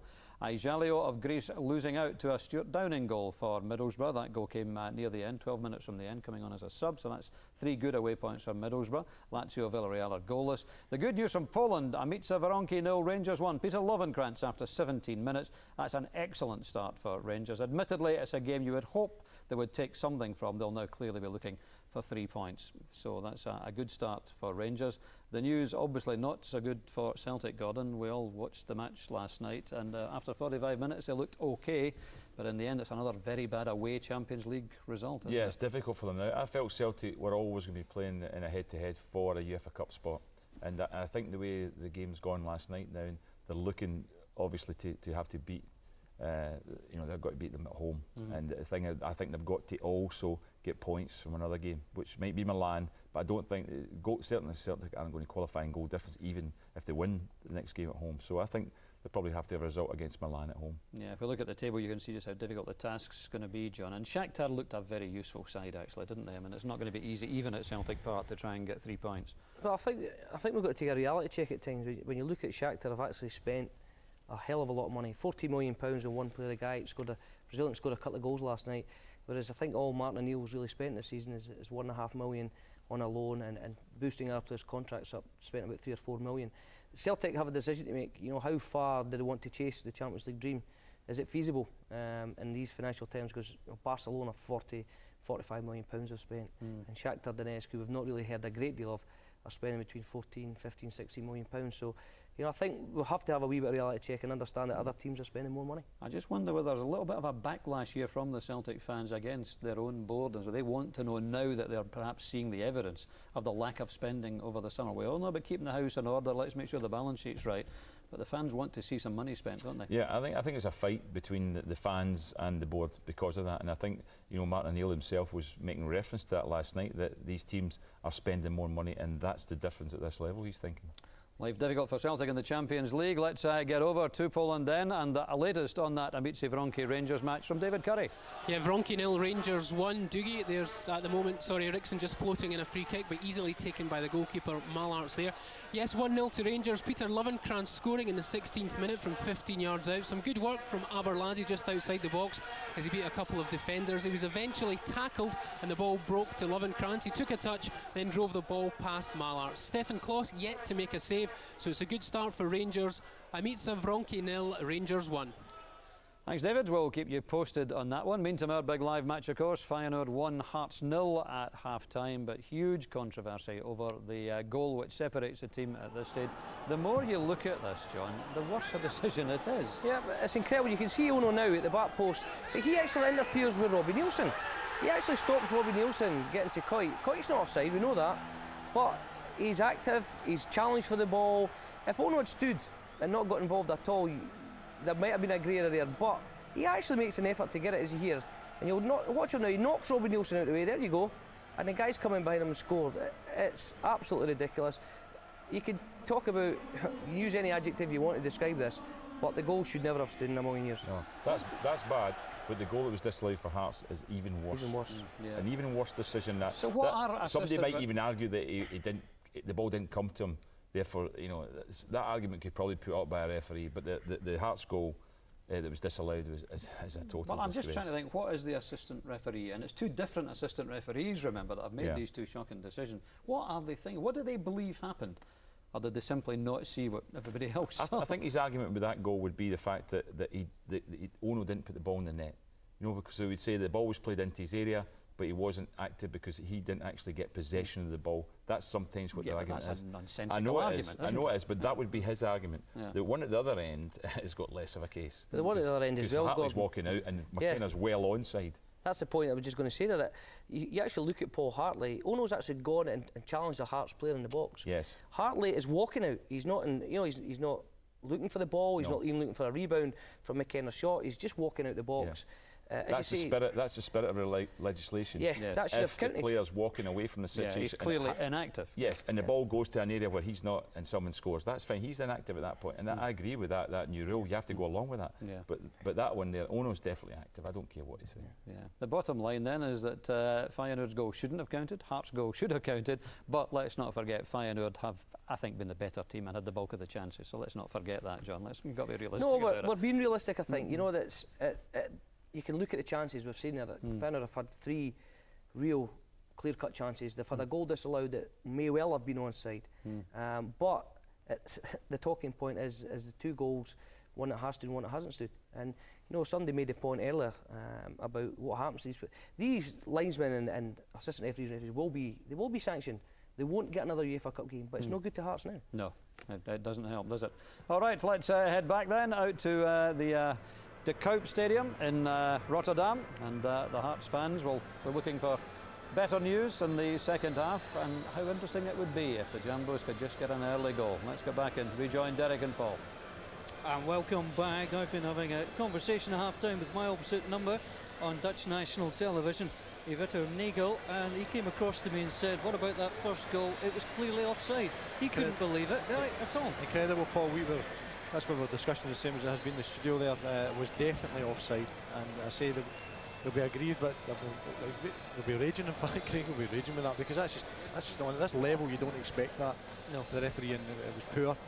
And at the same token, the other end was, again, you give credit to my Dutch colleague, he said, but the second one was worse, you know, shrugging the shoulders. It was. He can't believe it either. And so that there wasn't even a fine line of argument. I mean, it was conceded twice. That, just as the boy said in the studio, two appalling decisions. Yes, perhaps you get one in a game, but to have two is incredible. The Hearts goal should have stood. I'm sure that's the motivational speech that Craig will be using at half-time, saying you're not going to get any favours really here from the referee, so let's go and try and get the game back. And as John said in the studio, they went positive. They've not waited till the second half to do it. Put Graham Weir on, two up front, which is great. So let's go and have a go and try and get back into the match. It's going to be very interesting speaking to Craig after the game, because you'll have to pick his words carefully, because UEFA are hypersensitive about anything managers say against officials, but I'm sure he'll get the right words. Yeah, and I know that to my own cost on Saturday of the game last Saturday. But it is times, you know, there's people's livelihoods at stake, and you know, and bonuses and all sorts of things attached to this, and the points obviously. This it could be a crucial factor. But having said that, Feyenoord have been a better side in terms of chances they've had. They could have been a few more up, so they're a bit fortunate going 1-0 down. So ready for the second half here inside this impressive arena. The Feyenoord fans have been a lot quieter than we expected them to be, as Patrick Kisnorbo, and ever present, as is Webster and Mabry under the reign of Craig Levein in Europe. Gets this underway, and here's another touch. Sliding challenge coming in, and Kisnorbo plays the ball forward.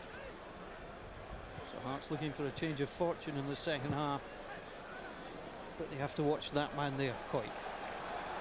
Kalu, he's fast too. Little bundle over. Referee says play on. He won't with the second one. That was a definite free kick. Kalu there just getting a little bit impatient. He's only 19. Pushed over the defender. I think he's got a case there, Castle. I think it was a foul by Mabry. That was a definite foul there, but the one before I thought was a foul. There's no surprise that the Dutch are trying to get Salomon Kalu Dutch citizenship. He's currently only a youth international for the Ivory Coast, but they're hoping to convert him to become a Dutchman, and they see a bright future for him. Very much. He's a fantastic player, isn't he? 19 years old and so mature, the way he plays. He's been excellent.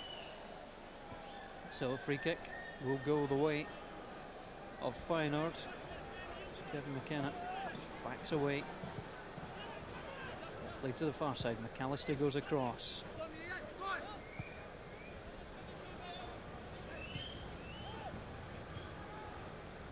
1-1 forward. Feyenoord again, short passing game, but they're disrupted that time. Nice touch by McKenna. And go ball forward. That's the advantage of Weir being forward. Played the touch through, the offside flag goes up. But certainly the advantage of having the two men forward at that time. McKenna was comfortable in holding the ball, was able to play it forward, and there was off. That was good play, that was decent. A good line from the Feyenoord back boys there, well disciplined and stepping out to the offside, but that's better from Hearts. That's very positive. Babos plays it forward. Kalu with a little flick on. Presley will allow it to run through to his goalkeeper, Craig Gordon, who had one mad moment in the first half. Came racing from his goal, but thankfully for Hearts they got away with it on that occasion. Quite the goal scorer. McKenna tries to get the head flick on. Hamill's come running through that time. Again, it's just no panic in the defence. That could easily just been thumped out the park, but again the ball was just laid down for the midfield player to come and pick up. And that's what's impressive about Feyenoord. They just don't want to waste the ball then. They're very good in possession, aren't they? As you'd expect from a Dutch side. Technically they're excellent. Their movement's brilliant as well. At times you get different players, you know, bombing forward and sitting in different positions, and they're very comfortable on the ball, as you'd expect. Bouchard again, plays it forward. Webster. The ball away. With a little bit more pressure on the back four. What Hearts can do, but Presley has to come across. Time the tackle well on Kalou. Very solid from Stephen Presley's 13th European tie. His manager played in 15, and Henry Smith holds the record with 22. Again, the pressure there by Hearts. A nice, lively start by Hearts. Yeah, I think they started well. I think Craig will be happy with that. See, the big difference now is with the two up front, isn't it? And McKenna and Weir up front, because it wasn't happening from the first half. They couldn't get up the park at all, and they would end up sitting in most of the first half. But this is better. Here comes Hamill. Just wanted too long. Norbo slides in. A few challenges going in. Norbo tries to battle for it. Quite. That was lovely. Great skill. And he's applauded. Here's Barkpour. Not seen too much from him in the match. Almost a 1-2. Was well read by the Hearts defence.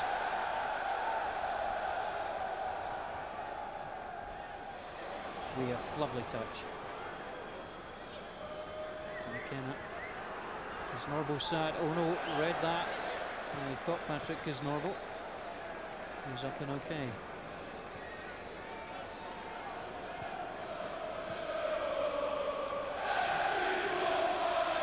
So the Feyenoord Legion, or Het Legion as they're known, start to sing behind Craig Gordon's goal, trying to encourage their side.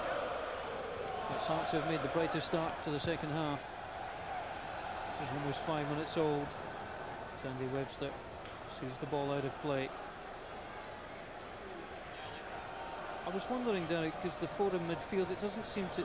Hearts had the five, obviously, for 40 minutes. The four's now in there. I don't think they've been, you know, really too affected by that so far. I mean, I was expecting perhaps Ono to come more into the game and play more passes, or Bouchard. Yeah, I think Hearts are competing very well against them at the moment in there. They've got a good aggression with Kisnorbo and Paul Hartley. Very busy as always, and they're coping okay. There's Bouchard. And Weir puts from pressure on. He gets the ball, but the flag goes up, and Weir just thumps the ball away in frustration. Graham Weir felt he may have won that ball cleanly, but the referee and assistant disagree. Yeah, I think that was right. I think it was a foul, but I think he's done the right thing. You try to put him under pressure, and if the guys behind you seeing that, you know, it pushes them forward and try and get further up the park, which they're trying to do at the moment. He's only 20, but he's got a great deal of experience. Actually played, I'm sure it was his debut at Pataudry a few years ago. He was only a young 17-year-old at the time, and he gets sent off. That's right, yeah. Well, he's been better since then. Nothing to do with me, I might add, but he gets sent off in that match. Where the Hearts here, of course, with a couple of goals against Hibs, wrote them in to the Hearts history books. Hearts came back from 4-2 down. The Hearts fans turn to start to cheer. Kalou's coming forward because Norbo's behind him. Kalou shows good pace. Good touch. Sliding challenge came in from Webster. Clean as a whistle. And Hartley trying to play it away. Bad break for Hearts. Coit looks up. He's got four men forward. Pass forward intercepted. Again, Hearts were hard to get rid of it. Oh, nicely done. That's good play from Weir. Joe Hamill as well involved. Hearts are playing better. And it's probably about the first time they've really forced the ball back to the goalkeeper. Yeah, that's a good sign. Getting pressed up high on the pitch. See Joseph Hamill there, does everything great. And he's looking over at the far side to watch Craig Levine's reaction there when he gave the ball away so cheaply. He was pulling his hair out. Especially when you've done the good bit first.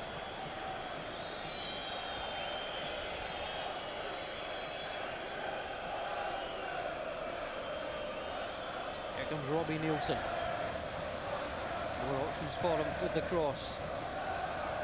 Saidi though came across. The Tunisian. cosmopolitan side here in Rotterdam that Hearts are facing.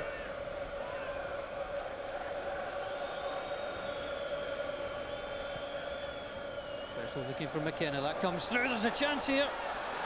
Graham Weir went through. He felt he was being tugged. It's an interesting one. And Graham Weir doesn't really make too much of a fuss in the end. His initial reaction, he was trying to see if he could influence the referee. I think you can always tell by the reaction of the player there, Paul, that I think he knew it wasn't a penalty kick. He went for it right enough, but you know, we've had some crazy referees decisions tonight, so we might have got it, but it wasn't a penalty kick. That's a hard challenge on the far side from Alan Mabry. He's had a few hard challenges. He's a tough player, Alan. He's got to be careful.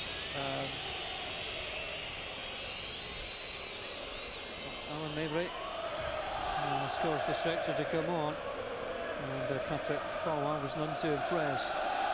Well, if you'd like to talk about the penalty, Derek. Yeah. I think Graham Weir's got hold of his jersey. I don't think that can be given there. Both are having a wee grab at each other. He's got hold of his jersey as well. I'm not sure if that would be penalty kick. 6 and 1, half a dozen of the other, perhaps. There's Graham Weir. Castellan, he's played well, but will he be Derek White's man of the match? The prize is a digital radio. Call us on 09011 110 861 if you can agree with Derek's selection, and I can tell you that he's not sure yet.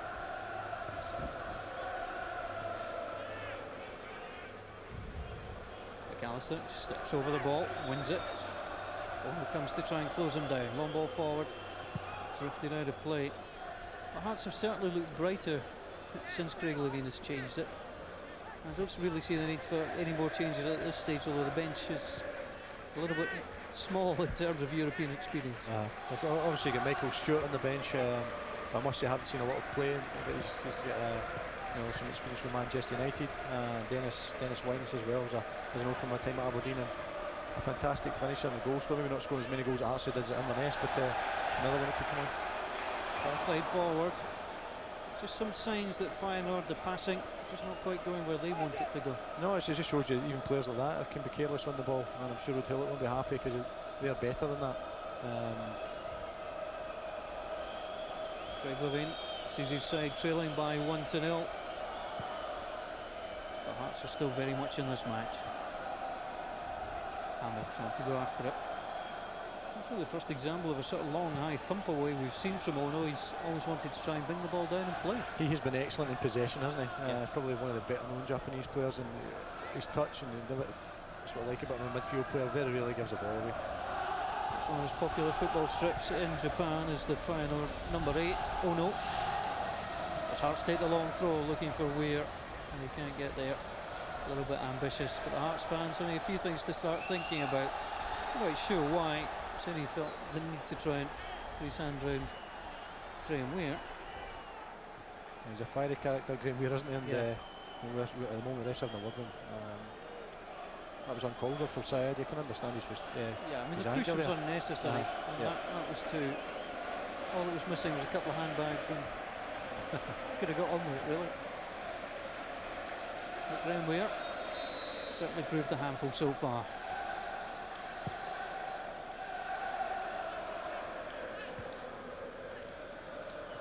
Flick onto McKenna, looking for Weir, who stepped away. Ever Babos. One ball forward, Nielsen with the header. Ono again, brings it down, flicks it wide. That's more like the Ono we've seen in the first half. I don't think Feyenoord, Paul, are as fluent as they were in the first half. I think the Hearts have done a good job on them, putting them under pressure, playing at high tempo, and as a result, they're putting them under pressure, and they're giving the ball away quite a bit as well. I mean, Ridgewell, would he be? I mean, worried might be too strong a phrase, but would he be bothered at this stage? I think he would obviously want his team to pass the ball better than they have been doing. A bit pushing and pulling going on the far side. Ono having a little battle with McAllister. Hearts trying to come forward down the left.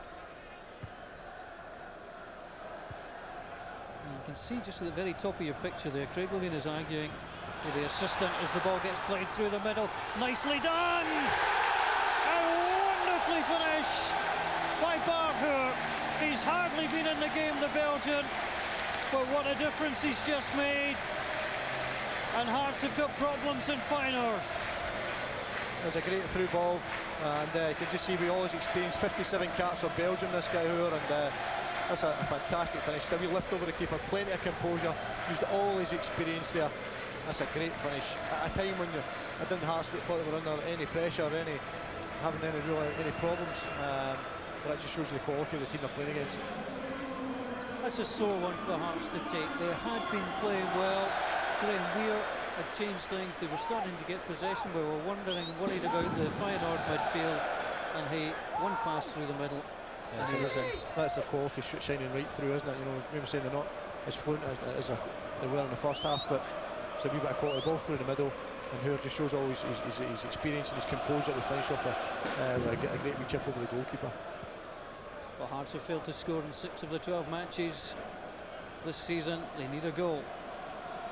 Back into this match as Feyenoord have taken control. Speaking to a few fans last night, and the Hearts fans, and their expectations weren't too high either, Paul, which is understandable. They were out to have a good time, obviously, but their expectations weren't too high, because you've got to remember this is a real quality side. You know, I think they're the top of their division in Holland. Alan Mabry has to be careful. He got suckered in there. Ball gets played forward. That's a dreadful pass, and Hearts have to be thankful for that. They did have men back, but again the movement was quick. I'm wondering if there's a suspicion of offside. But Feyenoord, just like they did after the opening goal, have got that little spell, and here they come again. That's a good challenge from Castellan. Maybe he goes down, doesn't get the free kick. And he plays the ball back inside to Andy Webster. Poorly done out of defence from Hearts. Paul Hartley back inside the box. Long one forward. Weir trying to race away. Weir is getting away from his man. He needs some support. He holds up. He's got it. The shape of Joe Hamill. Hamill thought about the shot. Still thinks about the shot. Good effort from Hamill. He looked initially to his left-hand side, Derek, to see if support had arrived. It hadn't, so he went for it. Yeah, had to go for it there. Decent technique on the ball, but he's never going to beat the keeper for that. There's not enough pace in the ball. He hits target. That's a comfortable save for Barbos. There's not too much to do so far. For Barbos to pick up his win bonus. Hearts will want to continue. Try and impress. They know that Schalke will have a scout, at least here. Will entertain them at Murrayfield in the next match. Webster, safety first, plays it away. So Hearts of Schalke at home and Ball away, and then Ferencváros at home to round off the campaign. The half-time score is Schalke 1, Ball 0. So the Germans ahead. That's a good battling performance there by Hamill. On to Nielsen. He'll try and take a touch, go into the box. He's very right-footed. Pulls it across. McKenna's onside. Well, why Kevin McKenna didn't pull that down, I don't know. What an opportunity that was. I just thought it was just one. You bring it down your chest and volley. Yep. And you try to get across the goal again. That was a fantastic. That's probably one of the best chances of the match. That was incredible. I just couldn't believe the ball coming back out the way. Played through, and the flag stays down. I mean, he obviously plays in defence more often, but he's got 20 goals for Hearts in 123 appearances. That's a pretty good strength. Yeah, and he's got a great touch for a big lad as well. That's why Craig uses him up there at times. But that was an opportunity and a half to bring it down and hit it in the volley. And Joe Hamill and Graham Weir certainly trying to make an impact on this match. Two in picture now.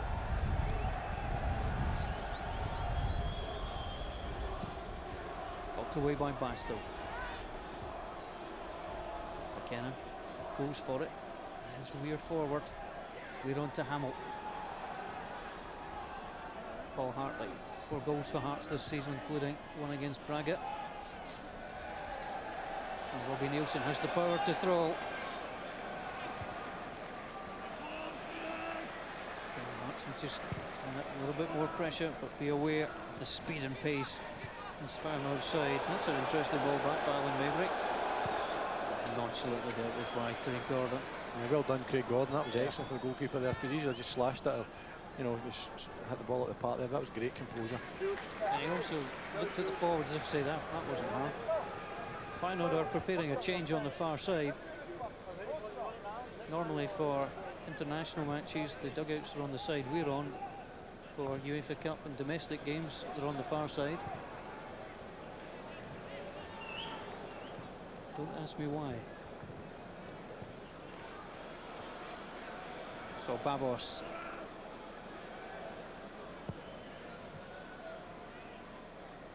And Maybury, which is well as Castellan tried to win it from him. McAllister though put some pressure on Maybury. Be interesting to see what Rudhulit does here. Whether he changes his system or it's just a straight personnel change. It's Bruno Basto, the left back. He was signed by Rudhulit because it was a problem position over the last few years for Feyenoord. They've tried a few players there.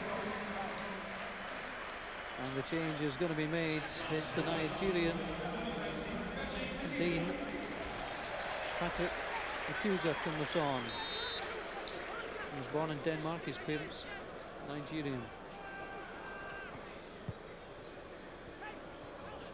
Yeah, at the moment just looks like a straight throw, doesn't it? Just the left back for the left back. Yeah.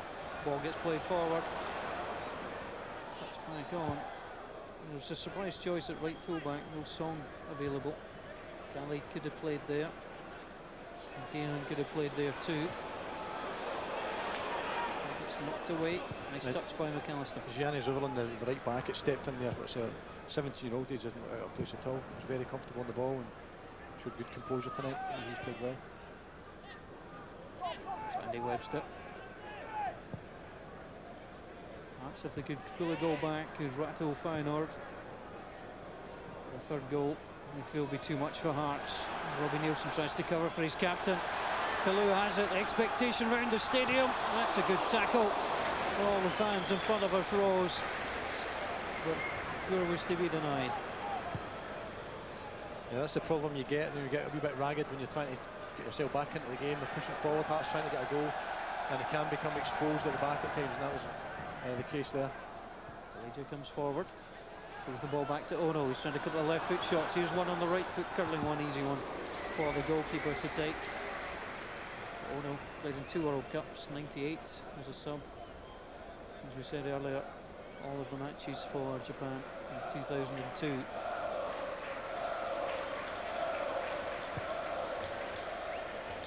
Feyenoord preparing a second change as McKenna went forward. Well, McKenna is incensed. Looked like us there was a pull, but it was on the referee's blind side. I can understand why the referee didn't see it. But he wasn't happy, Kevin McKenna. Here it is. You can see he's clearly got a hold of him there. You can see why he's incensed. That's incredible. Holding him, he's trying to go out with him, I think. Kalou, I mean, it's been a privilege to watch Salvador Kalou this evening. He's been tremendous. He's had a couple of great flicks. He does look a real player. Yeah, I think he's going to be a star. He's a star at the moment, a major star in years to come. Again, he's only 19 years old, which is quite incredible. Plays well, such a maturity about him, and I'm glad to see him play. He was excellent. Is he a target for Thistle? I don't know if our budget was stretched that far. I'll have a word with Alan Dick and the chairman when I go back. He's certainly the sort of player that you can imagine, you know, your Inter Milans, your AC Milans, your Valencias would all be keeping tabs on. Very much so. I think Feyenoord are a club who would probably take any kind of big money for the... Hearts trying to come forward again. Played away by the fullback. So some space for Hearts to try and exploit. Lovely touch by Hamill. Nielsen read it. So too. Played away. Nielsen tries to go up. Ball breaks for Hamill. Chance here for Hearts. There's 4 men forward. McKenna got the shout across. Tried to play it away. He wants the free kick again. It's knocked away. Feyenoord 2, Hearts 0. Goals in each half so far, a problem. The men from Tynecastle.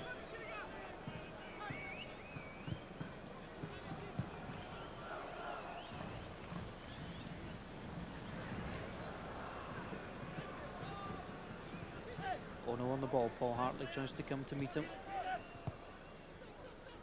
Coit again. Little touch in. It's nicely picked up by Buffalo. The flag's up on the far side, and it's the Feyenoord fans' turn to be unhappy with the Jens Larsson. And as I said, they're getting a wee bit ragged at the moment, Hearts, and they're getting opportunities in all the time. Incredible. So you've got that one wrong as well. Yep. Well, how many is he going to get wrong tonight? He's consistent. Consistently wrong, I know. I hate giving officials a hard time, Derek, but I mean, you know, it's. I think some of the stuff's been unforgivable here from a Hearts point of view. It's a poor game tonight. Ball gets played forward. Graham Weir looking for any scraps that may have come his way. Ball gets played across. Presley's challenge on Coit. Buffalo playing that forward role vacated by Kalou. Now Ono, he's got options on the right. Chamberlain to Boschart.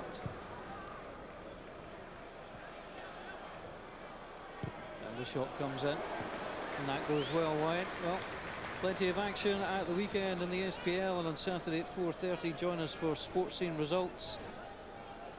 All the information that you need to know about the SPL and Scottish football at 4:30 on Saturday.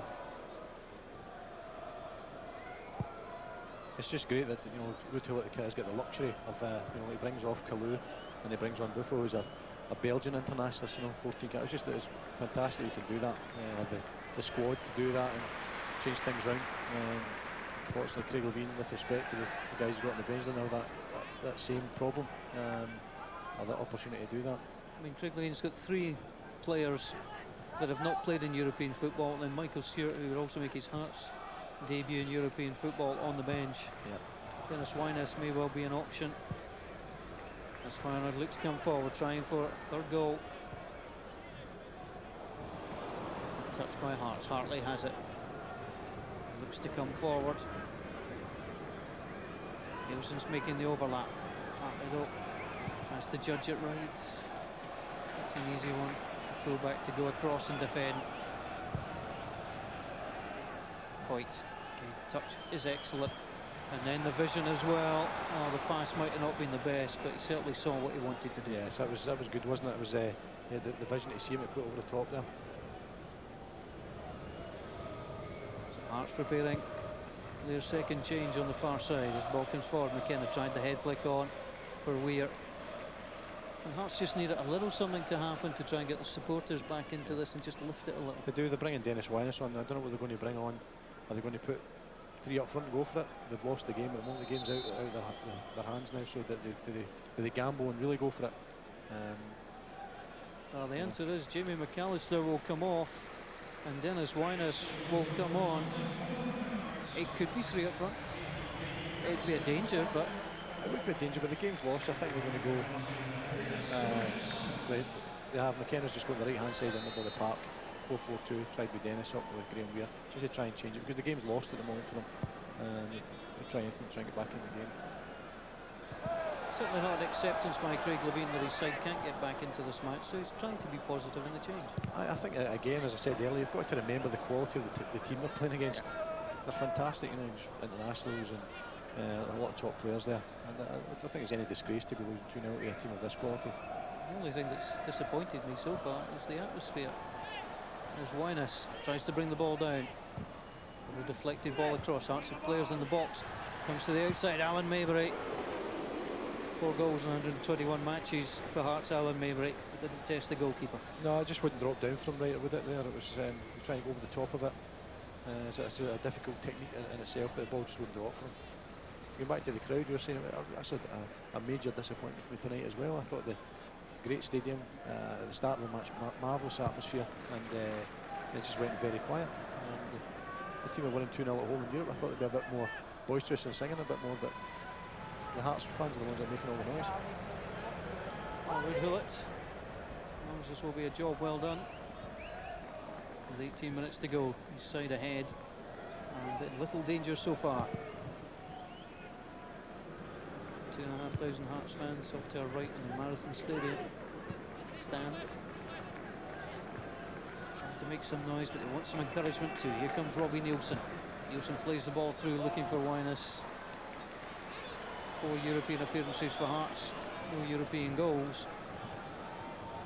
In fact, the last 2 Hearts players to score in Europe away from home, with the exception of Mark de Vries, who scored on the last couple of occasions, Darren Jackson and Scott Settler, back in Iceland. Aye. A few years ago that as well.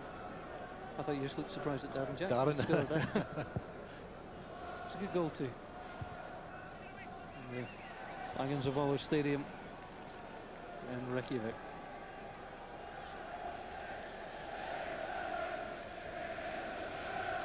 The Hearts fans singing the European song as the ball gets played forward. That was almost a decent one. That's claiming that should go their way. It's not going to. It can claim all they like. Just like to see Dennis Winers get a little half chance. Yeah, it's a great finisher, Dennis. I haven't worked with him before, and if he gets the opportunity to put it away, just hope he gets the opportunity to do it. They do need some kind of spark in the game, or some kind of lift, because it's just went really flat now, hasn't it? The game seems to be one for Feyenoord, but Hearts has a wee opportunity, and I hope they get it. Their actual, I think the Hearts fans have been a credit to the club tonight. They enjoying themselves, singing the Hearts out all night, and I think in a way they're trying to go the other team on to get the Feyenoord supporters singing, because they've been very quiet. Mind you, you don't want to go to Feyenoord supporters. They've got the best of reputations around these parts. Mind you, Den Haag have been getting all the headlines here in Holland. They had problems against PSV at the weekend. The Dutch FA will look after that. Den Haag were already going to have their ground closed for 2 matches. And some reckon it could be a ban of up to 10 games. Certainly Feyenoord expect when they go there in December to be playing behind closed doors. Yeah, there's just nothing, that's not acceptable in football, any walk of life, that type of behaviour, and we hope there's none of that going to happen tonight or in any of the other games in the future here. Well, credit to the Dutch FA for the action they're taking. As quite pushy as Robbie Nielsen. The referee spots it. He's been hard not to. And Coit goes back, he's looking to lead Feyenoord this season to the first league title since 1999. Championship dominated by PSV and Ajax. It's the annoyance of the Feyenoord fans. It's 9 years since they last won the Dutch Cup. In fact, their last success was in 2002 here in Rotterdam in the UEFA Cup. A little warning there for the Tunisian Saidi. There's McKenna. Continues. He's lasted well, Kevin McKenna, given the fact that he's been out for so long. As Hartley drives the ball in, McKenna was the target man, gets a little back header on it, but easy for the goalkeeper. And as time ticks away, it gets harder and harder to see how Hearts get back into this one. Buffel plays it infield. Nice touch by Ono. Coit's made a terrific move, brought it down brilliantly. Oh, sensational football from Feyenoord. Well, he applauds the quality of the pass, but look at the quality of the taken shot. That is just top drawer, isn't it? His first touch is incredible. Craig Gordon pulls off a marvellous save, I know that, but that is just, that's what you pay your entrance money for, that alone, just to see that, the technique and everything. Any young kids watching that, that's the way to go over the top of the ball. His first touch was superb, sets himself up for a fantastic shot. Well, if we gave Craig Gordon a hard time in the first half for coming out, equal amount of praise on Craig Gordon. That was a simple, wonderful save. One-handed. Great stuff from Hearts goalkeeper. Keeps it at 2-0. As Feyenoord come forward, Hearts will shepherd that ball out of play. I get the feeling that the Feyenoord fans would like to see more skill like that. I think they appreciate that, don't they? That woke them up a wee bit there. So, good job. McGlynn, Craig Levein could have hoosed him, have a little chat. There's real quality that Hearts are up against.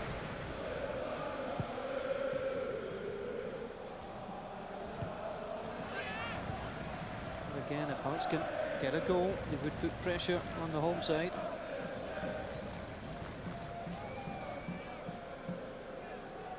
McKenna, little back flick. And this was looking for it. Hamill comes in! Well, the wry smile says it all from Joe Hamill. He knew he had a real chance there. It's come from the danger of throwing with Nielsen. Pretty straightforward stuff. Flick on for a header. And I thought it was going to hit the back of the net. Just dropped nicely for him as well. And I think you've got to hit target for it. I think Joe will agree. And that one, he should have hit the target. Even put it across the goal and make the keeper save the thing. The shot, should have done better there. again, it's a sign of what Craig Levine told us. He reckoned that the back four were vulnerable in certain situations, and a couple of chances that Hearts have had have sprung from errors. Yeah, very much so. I think overall, I don't think they've asked enough questions of the back guys yet, of the final back line. I'd like to master a few more questions on. But again, I keep going back to the amount of quality they have in the team, and they're a very good team. Well, Hartley got stopped in his tracks there. Hearts have to take the free kick, driven forward. Carried on by Poor. And then touched on to the substitute Buffel. Buffel coming forward. And to take on Webster, goes outside him. That was a terrific challenge by Robbie Nielsen. If the goalkeeper had picked it up, I'm not so sure anything would have been awarded against him, because it was a tackle, not a pass back. But he read it well. Yeah, there have been a few great tackles this evening. Robbie Nielsen's had a few great tackles in the game. Well, Patrick Kisnorbo not happy with the attention that he just received from Borchardt. Coit goes in there as well. Borchardt is yellow carded. It was a needless one. Not quite sure what Pascal Borchardt was up to there. It was a late tackle. Patrick Kisnorbo reacted. Alan Mabry got the yellow card there as well. Must have been something he said to the referee. Just incensed with the tackle, because I thought it was horrendous. It was a late tackle, and but Kisnorbo read it well and managed to lift his foot off the ground at the time. That could be a nasty one. Alan Mabry yellow carded. Stephen Presley, Andy Webster. Oh, I've got yellow cards in this competition as well. It's played forward, little flick on. Played away, and this is where there's space going to open up for Feyenoord. Seems that quite was pulled away from him. Legia plays it forward. Well, not the best ball in the end, but tell you what, he's impressed, Thomas Buffel. Yeah, obviously he's an international player, so he's going to be a bit of quality there, and he's come on and did well. A nice way you can swap Salou and bring him on. Kalou, sorry. So 10 minutes to go. The coup, and Castellan is withdrawn. A smile on the face on the far side, and some applause. So Danko Kazovic comes on, Serbo-Montenegrin internationalist. Took an ankle knock. That's probably why he wasn't in the starting 11. And Presley there, holding off his man illegally, says the referee. Stephen Presley, who's not had it easy tonight, just holding on over the arm. An easy decision for the referee.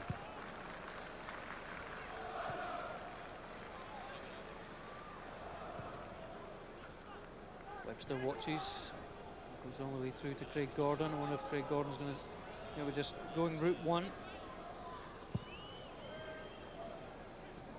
McKenna comes in from the right side of midfield to flick it on. Just runs all the way through. And again, the Feyenoord fans are very quiet around the stadium. Expected to beat Hearts, that was clear. And they lead by 2-0. Aquinas tries to go in there with Weir. It's back to Bavos. Offside flag goes up. Oh, you're going to hear an awful lot more about that man, Dirk Kuyt. He's got 51 goals in his Utrecht career. Utrecht were a club that were in financial trouble and got raided by Feyenoord, as Patrick Kisnorbo is withdrawn as Hearts make the third and final change. And Michael Stewart introduced to the action. Edinburgh born, now on the stage here in the Coupe. What influence will he have? McKenna plays it forward. Hartley tries to go in behind his man. Hartley's still there. Goalkeeper comes out under pressure from Hartley. It does the job. And just takes the ball for a walk. He's got very little time to do anything, Michael Stewart, in the game. It's interesting. It's the first time I'm going to actually see him play in the flesh, and I'd like to see him play a wee bit longer, to be honest. I hear a lot of good things about him, but I've never actually seen him playing. That goes out wide on the far side. A sweet passer of the ball, Michael Stewart. found it particularly easy to settle in here with Hearts. Well, Sharp. Well, he's got the shortest trip of all the players home. He lives about 100 metres from the stadium, I was told. So commuting not high on his list. So that's kept in well by Hooer. Second goal scorer. Plays the angle ball and Coit is there! Andy Webster was beaten by the cross. And Dirk Coit helps himself to his second goal of the evening. The third for Feyenoord. The lights go out on Hearts. It's Feyenoord 3, Hearts 0. Fantastic delivery, just peels on the shoulder of the centre-back there. Again, just great awareness from him. He's a top player, isn't he? Just his finish is fantastic there. Just guides it into the net. He knows where the goal is, obviously. And, he's a top player. Who's at fault here, the defender or the goalkeeper? No, I think it's maybe too much for the keeper to come there. It's maybe too far out. It's one of the balls in the danger area, isn't it? The area that is, you know, the keepers don't want to come for. It's in between the centre backs and the goalkeeper. And the delivery was fantastic from Hooer, and again, Coit just finishes it off nicely. 2 goals for him. The ball gets played back. Derek, man of the match, thoughts this evening? Well, definitely Dirk Coit who's just scored the goal. I think overall 2 reasons for his goals, obviously. But the touch he had earlier on from the crossfield pass, his touch and shot that Craig Gordon made a magnificent save from. I just think the technique there was just wonderful, and he's been a joy to watch tonight. Read a lot about him and read all the reports about him today, this morning. Reading things in the newspaper about him, the local papers here, and he's definitely a top player. Well, it's not his job for Ruud Gullit tonight. Gullit knows a good player when he sees one. He knows he's got several on this pitch tonight. Hearts now looking for a goal that would simply provide some consolation. And the fact that one of the number could claim to have scored on such a wonderful stage. Ball comes out to this near side. It's the first time Hearts have played Dutch opposition. It's going to end in disappointment. It's a lovely 1-2. Then the ball gets played through. The offside flag goes up. I'll tell you what, I don't think Masovic was offside. I don't think he was the one that was offside. Let's have a look at it again. Yeah, he was slightly off there. Just the no more coming forward. It was Buffel who was trying to come forward. He was active. So Rangers have scored for a second time. Nacho Nova, who scored away in Moscow, makes it Amita Ronke 0, Rangers 2, adding to the Peter Lovenkrantz goal.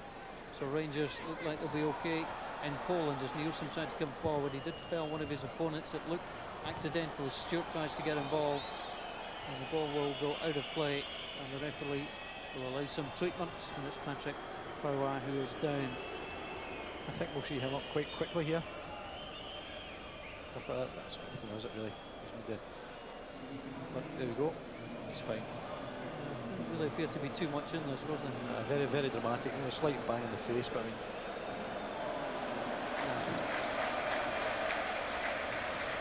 So some applause as he gets back to his feet. Now Robbie Nielsen will look to get the throw in the box.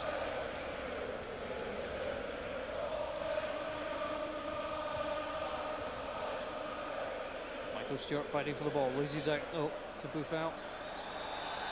Heavy sliding challenge, halts progress. The referee just allows Andy Webster to move away.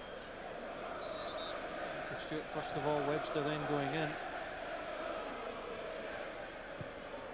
One ball forward, Coit was looking for that one. He wasn't going to get it. No, just good experience from Stephen Presley. He's just held him off, just body strength. I don't think there's any foul at all there. Gordon going for the long ball out wide. But he takes the touch. What will Craig Levein and Hearts have learned from tonight, Derek? I think they've seen a top quality side in operation here in terms of keep possession, choice of passes, movement, a lot of pace in their side, and say it's no disgrace to lose to a team of this quality. I think they knew that if they've won massive game against them Feyenoord tonight, but to lose probably your top 2 players on your side, Stamp and De Vries especially, is a huge blow, and it's difficult enough trying to beat them with they 2 guys in the team, but they 2 missing was always going to be a major task for them tonight. Hearts have a free kick. The man of the match winner. Congratulations to Mark Hendry from Greenock, who correctly identified that Coit as the man of the match, as chosen by Derek White. Congratulations to you, Mark. You win the digital radio. Is there a goal in this match for Hearts? 2 minutes to go. Will Hart over the free kick. Played in.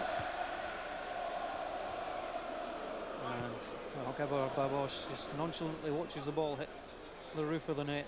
Ruud Gullit knows his side have got off to the best possible starts, although their trip to Ferencváros could be an interesting one next time round. I think it was a difficult group in itself, and he said yesterday in his press conference he didn't feel there was any weaknesses. I think I was just giving some respect to Hearts by saying that, which is great. And I think he's got an extremely good side, and I think he'll be quietly confident that his side will progress through. So Schalke were leading at half-time. They're the next visitors for Hearts at Murrayfield. Ball forward, free kick. And the referee just saying, come on, bring the ball back.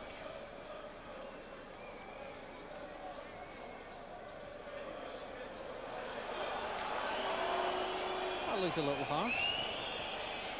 An unusual booking there, wasn't it, to say the least?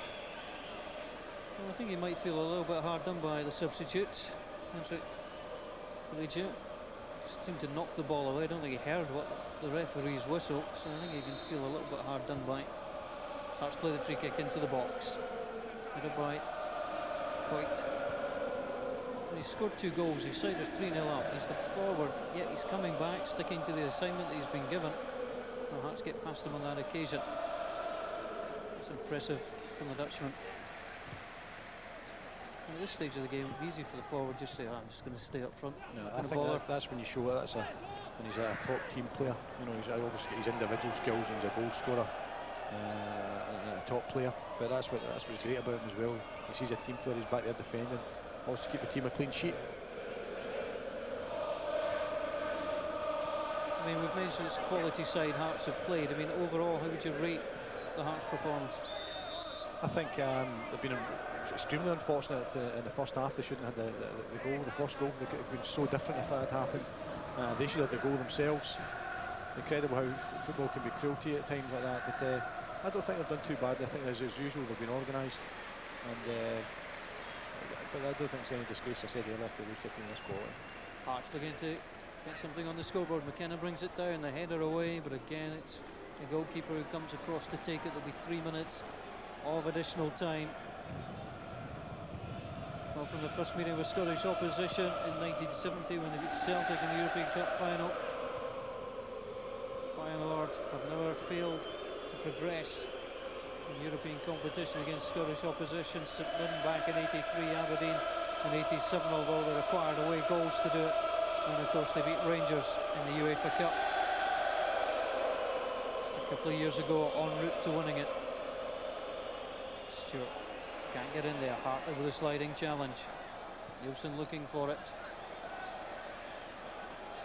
Gives it to Buffel. Belgian international holds the ball up again, looks to see who's available. Boschart. Hearts made the challenge. Now Kevin McKenna comes forward. Four comes across. He's been busy tonight. And the ball gets played back.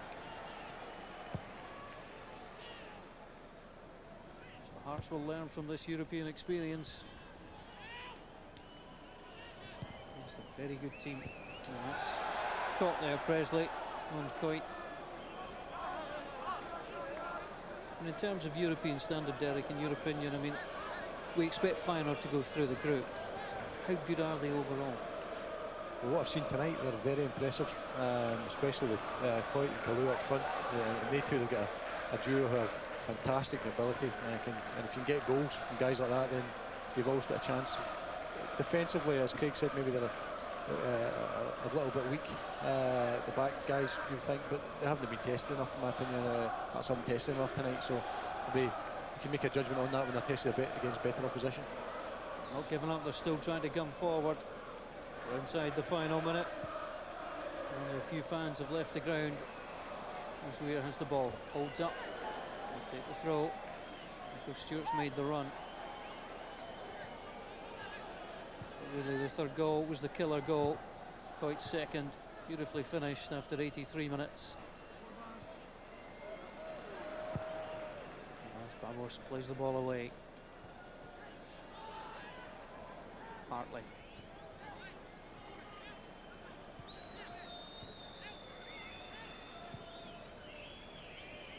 Hamill had a good effort almost through to Weir. I'd like to have taken that down and gone in on the goalkeeper. There's just a few seconds left.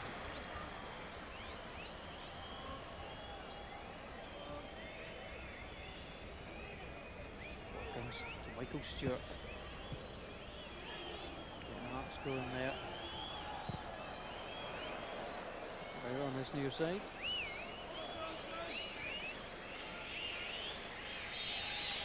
Well, the referee says enough is enough, and Hearts' adventure in the Cook Stadium ends in disappointment.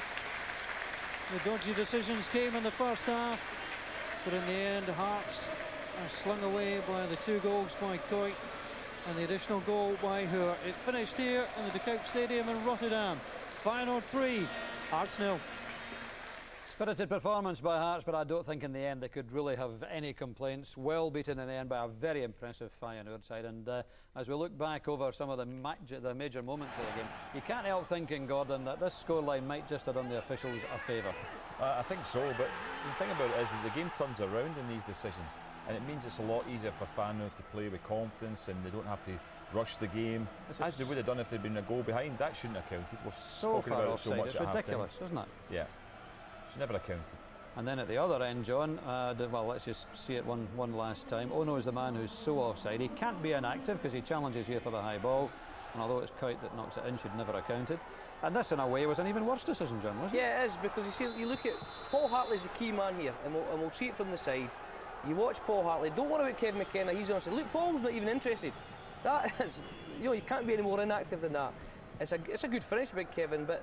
You can bemoan the fact that Feyenoord deserved to win in the end, but as we've spoken about, these 2 decisions in the first half have killed Hearts. Yeah. If you think about it, if the decisions are correct, that makes it 1 each. Yeah. In fairness, as I say, they're a good side. This is a good goal. Great run through from midfield here. Robin Nielsen, I think, is a little bit afraid to slide in case he brings him down, but in the end up, it's through and he scores. Terrific finish though by Good. Very reminiscent of the next goal last night, actually clipped away over the outcoming goalkeeper. So that made it 2-1, and then towards the end, and well, maybe Andy Webster just let Coit get away here, but let's give Coit credit. What a striker, John. Yes, Hearts had a little warning earlier on in the game with a terrific crossfield pass, and his technique was great. He brought it down. Craig Gordon under 5%. He just drifts off Andy there, and it's a great finish. He just guides it in. Andy's probably looking for Craig Gordon come in, and I think Craig maybe think Andy's going to deal with it. And as all good strikers do, he just drifted into space and stuck it away. 3-0 it finishes then. Meantime, with the